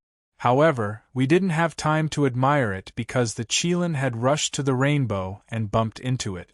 Seeing this, I couldn't help but clench my fist. In the blink of an eye, we heard a thunderous rumble. The Qilin twisted his body and broke through the restriction. He ran in, leaving behind a continuously shaking gap. Han Wen'an and I exchanged looks and followed him. After everyone had crossed the gap, I turned to look at the place where we had come in. Unexpectedly, the gap was repairing itself at a speed visible to the naked eye. This scene reminded me of the time when we had left Billows Mountain. The restriction there could also repair itself automatically. Could it be that these two places were related? At this moment, Han Wen'an suddenly patted my shoulder and pulled me out of my thoughts. His face was blank as he pointed at a place in front of him. I was puzzled and looked in the direction he was pointing at. I was shocked by what I saw. I was standing at the top of a mountain, and I could see the entire Peng Lai Immortal Realm. The Peng-Lai immortal realm was surrounded by a vast expanse, like an isolated island. This was very similar to the Billows Mountain that we had been to before. There were several houses in the immortal realm. It seemed that many people lived here all year round. Not only that, but there were also several hectares of fertile land. This reminded me of the peach blossom spring that was described in ancient texts. The land was flat and the houses were majestic. There were fertile land, beautiful ponds, mulberries, and bamboos. The scene in front of me wasn't any different. Perhaps Han Wunan was attracted by the beautiful scenery, as he stood by my side and didn't speak for a long time. However, I sensed something strange from the evil sacrificial spirit's face. Although this was the immortal realm, it was our first time here, so we had to be careful. I asked the evil sacrificial spirit what he had found. He frowned and moved closer to me, whispering, "This place is very strange. I can't use my shaman energy." His words surprised me, and I quickly tried to feel the shaman energy in my body. It was just as the evil sacrificial spirit had said. Although I could feel the existence of shaman energy, I couldn't use it. Could it be that there was some formation in the immortal realm that could affect shaman energy? After hearing my words, the evil sacrificial spirit shook his head, indicating that he didn't know either. After knowing the situation, I wasn't in the mood to enjoy the scenery. Previously, when the restriction automatically repaired itself, I guessed that the Peng-Lai immortal realm and Billows Mountain were related. When I saw the scenery in the immortal realm, I had the same feeling. Now that I couldn't use my shaman energy, I was even more certain of my guess. However, the key point wasn't something that could be figured out in a short time. Now that I couldn't use my shaman energy, I had lost my strongest helper. I didn't know what kind of trouble I would encounter on this trip to the immortal realm. The people who lived in the immortal realm definitely weren't ordinary people. The current situation was disadvantageous to us, so we had to be more cautious.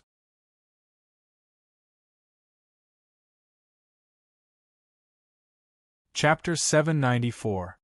Hearing this voice, I immediately realized that I had been discovered. At the same time, I also sensed that the person who spoke was standing behind us. I focused and sensed a little, but I couldn't determine his cultivation. However, from his silent appearance beside us and the strong Taoist aura that he emitted, this person's cultivation was at least not below that of the sacrificial evil spirit. Right now, the sacrificial evil spirit and I couldn't use witchcraft aura, and Han Wunan was only at the later stage of the seal realm. This meant that even if the three of us joined forces, the odds of winning were not high. Han Wunan obviously understood this. He didn't even turn around and whispered to me with a serious face, "Zhou-Yi, what should we do? Should we split up and run?" When in danger, the instinctive reaction was to run. However, the person behind us was too strong. I was afraid that we wouldn't even have a chance to run. I shook my head at Han Wunan to calm him down. Then, I took a deep breath and turned around. With just a glance, I was stunned. The person in front of me was holding a horsetail whisk and wearing a black Taoist robe. It was the white-haired old man who had bestowed the serpent spirit, the dragon transformation, at Dragon Gate Mountain. I remembered that he had claimed to be from Dragon Gate Temple. Why was he in this Peng-Lai immortal region? Could it be that the Dragon Gate Temple he mentioned was also in this immortal region? Meeting an old friend for the first time, I was stunned and didn't speak for a long time. Han Wunan also turned his head and looked at my stunned expression. He couldn't understand it at all. He gently touched me with his arm, as if he wanted to wake me up. The shock in my heart eased a little. After thinking for a while, I cupped my hands at the old man in front of me and said loudly, "It's been a long time. Senior, you are still as elegant as ever." The old man didn't seem to remember me. His face was cold and he ignored my words. Instead, he asked, "Who are you? Why did you break into this place?" I was stunned and immediately reacted. The last time we met, I was only at Shuriao cultivation. It was reasonable that a reclusive expert like him didn't remember me. However, the situation was dangerous. If I could make friends with him, it would be better to do so. With that thought in mind, I summoned the serpent spirit. The old man didn't remember me, but he must have some impression of the serpent spirit. After the serpent spirit appeared, it immediately noticed the white-haired old man in front of it. Immediately, its expression changed. "Old man, why are you here? Could it be that I, the Dragon Lord, have had some good fortune recently and am going to transform into a true dragon?" This fellow was really open-minded. At this moment, he could actually think of such a wonderful thing. I didn't know whether to laugh or cry. I quickly reached out to pull him back and carefully raised my head to look at the white-haired old man. As I had expected, the old man's gaze instantly changed after the spirit snake appeared. The corners of his mouth curled into a smile. "So, it's you, hairless animal? I haven't seen a snake transform into a flood dragon for over 100 years. You're really lucky to have cultivated a human form." As he spoke, he stretched out his hand and the serpent spirit flew to his side uncontrollably. After getting closer, the white-haired old man pressed his hand on the serpent spirit's head and stared at the small horn on the serpent spirit's head. There was a hint of surprise in his eyes as he said, "Interesting." After saying that, he waved his hand, and the snake's spirit flew back to its original position like a marionette. I didn't know what the old man meant. Worried that he would hurt the serpent spirit, I quickly willed the serpent spirit to return to my body. At this moment, the white-haired old man had already returned to normal. His expression wasn't as cold as before. He asked me, "You're also a person with good fortune, but why have you trespassed into my Peng Lai immortal realm today?" Hearing his words, I was instantly shocked. Did he mean that he was the owner of this Peng Lai immortal realm? Although I had never seen an immortal before, this was the Peng Lai immortal realm. If he was the owner of this place, and he had previously bestowed righteousness to the serpent spirit, it seemed reasonable to say that he was an immortal. Thinking of this, I couldn't help but be more careful. I raised my hand and bowed to him. "I didn't mean to offend you today. I'm only here to find an old friend." In the face of such overwhelming power, I didn't dare to have any other thoughts. I could only speak my mind. This was the safest method. As for the outcome, I could only leave it to fate. Hearing my words, the white-haired old man frowned slightly. He said softly, "This is a place for cultivation. Why have you come here to find someone? You should leave as soon as possible." After saying that, he waved the horsetail whisk in his hand, as if he wanted to drive us away. Seeing this, I panicked and quickly said, "The old friend I'm looking for is called Yi Piampian. Please allow me to meet her." Perhaps it was because he heard Yi Piampian's name, but the white-haired old man stopped what he was doing. He lifted his head and looked at me thoughtfully. After a moment of silence, he suddenly nodded. "I've heard Brother Li mention this name before. If you're here to find her, go look for her yourself. Remember, don't stay for too long. Once you've found her, leave as soon as possible." After saying that, he didn't seem to care about this matter anymore. He turned and left. He had only taken 2 or 3 steps when he disappeared. After he left, I let out a long breath. Although my expression didn't change when I was talking to him, I was under a lot of pressure. Now, I relaxed a little and thought about what he had said. He mentioned Brother Li. After thinking for a while, I understood that this Brother Li should be the old president. From his appearance, he seemed to have a good relationship with the old president. He should know about Yi Piampian's matter. Since that was the case, judging from his attitude, Yi Piampian's current situation shouldn't be too bad. The old president's attitude towards this matter didn't seem to be what I had thought. This speculation made me feel much more relaxed. Moreover, the white-haired old man had allowed us to look for Yi Piampian. The situation had suddenly turned around. Of course, even so, I didn't tarry any longer. After thinking for a while, I led the evil sacrificial spirit and Han Wunnan down the mountain along the small path. Previously, when we were at the top of the mountain, overlooking the Peng Lai immortal region, it looked like a green island hanging in the sky. The scenery was quite pleasant. After descending the mountain, we were surrounded by dense forests. Although the scenery wasn't bad, it was difficult to find someone here. Fortunately, when we were at the top of the mountain, we had seen a village in the depths of the forest, so we still remembered the location. The white-haired old man and President Li were all immortals, so it wasn't difficult for them to survive in the wind and dew. However, Yi Piampian wasn't so noble. Logically speaking, she must be living in that village. After making up my mind, I didn't hesitate anymore. Following the direction I had seen earlier, we went all the way into the forest. In the forest, the road was rugged and difficult to walk. Although I still had Taoist qi in my body, I couldn't fly here with my cultivation, let alone Han Wunnan. So, we could only walk along the rugged mountain road with great difficulty. We hadn't gone far when I turned to look, but I didn't know where the Qilin had gone. I didn't pay much attention to it. It was eccentric and playful. It would be strange if it could stay by my side with peace of mind. The Peng Lai immortal region was the same as Billows Mountain. They were both otherworldly places, but compared to Billows Mountain, this place was much quieter. We didn't encounter any mountain spirits or wild monsters along the way, nor did we fall into any formation or barrier.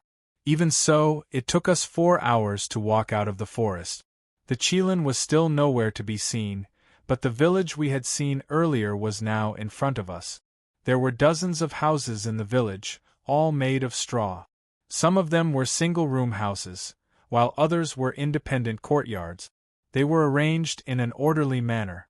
However, I took a closer look. The doors of the houses were tightly shut, and there wasn't a single person outside. Not only that, but when we stepped in, we didn't sense any aura. Could it be that no one lived in this village? But in the vast Peng Lai immortal region, if Yi Piampian didn't live in this village, where else could she live? Han Wunnan seemed to have realized this as well. He furrowed his brows and whispered to me, Yi Piampian is definitely on this island. Didn't that old man admit it? What he said was true.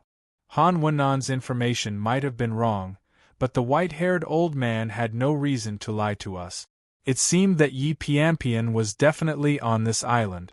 As for why we couldn't sense her aura, maybe there was something strange about this island, or maybe President Li did it on purpose. With this thought in mind, I nodded at Han Wunnan and said, "This village is the most likely place for Yi Piampian.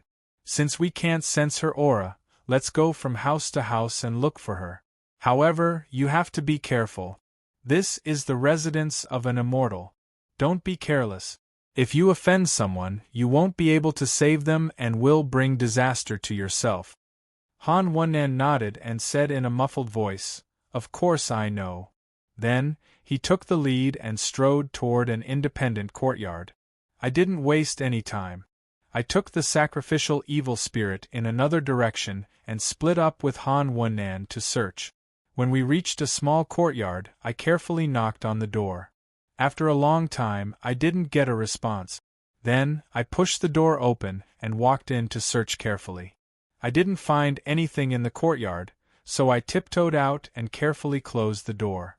Then, I walked toward another courtyard. There were only a few dozen houses in the village. However, as we tiptoed and cautiously searched, our speed wasn't fast. After a full hour, I finally found signs of someone living in a remote courtyard. I was overjoyed.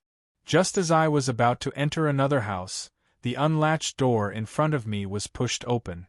A slender figure in a black robe suddenly walked out. Yi Piampian, seeing this figure, I couldn't help but be stunned. I subconsciously called out her name. You're tuning in to the Phoenix Nights YouTube channel. Don't forget to subscribe and join us on this journey to catch the most captivating stories.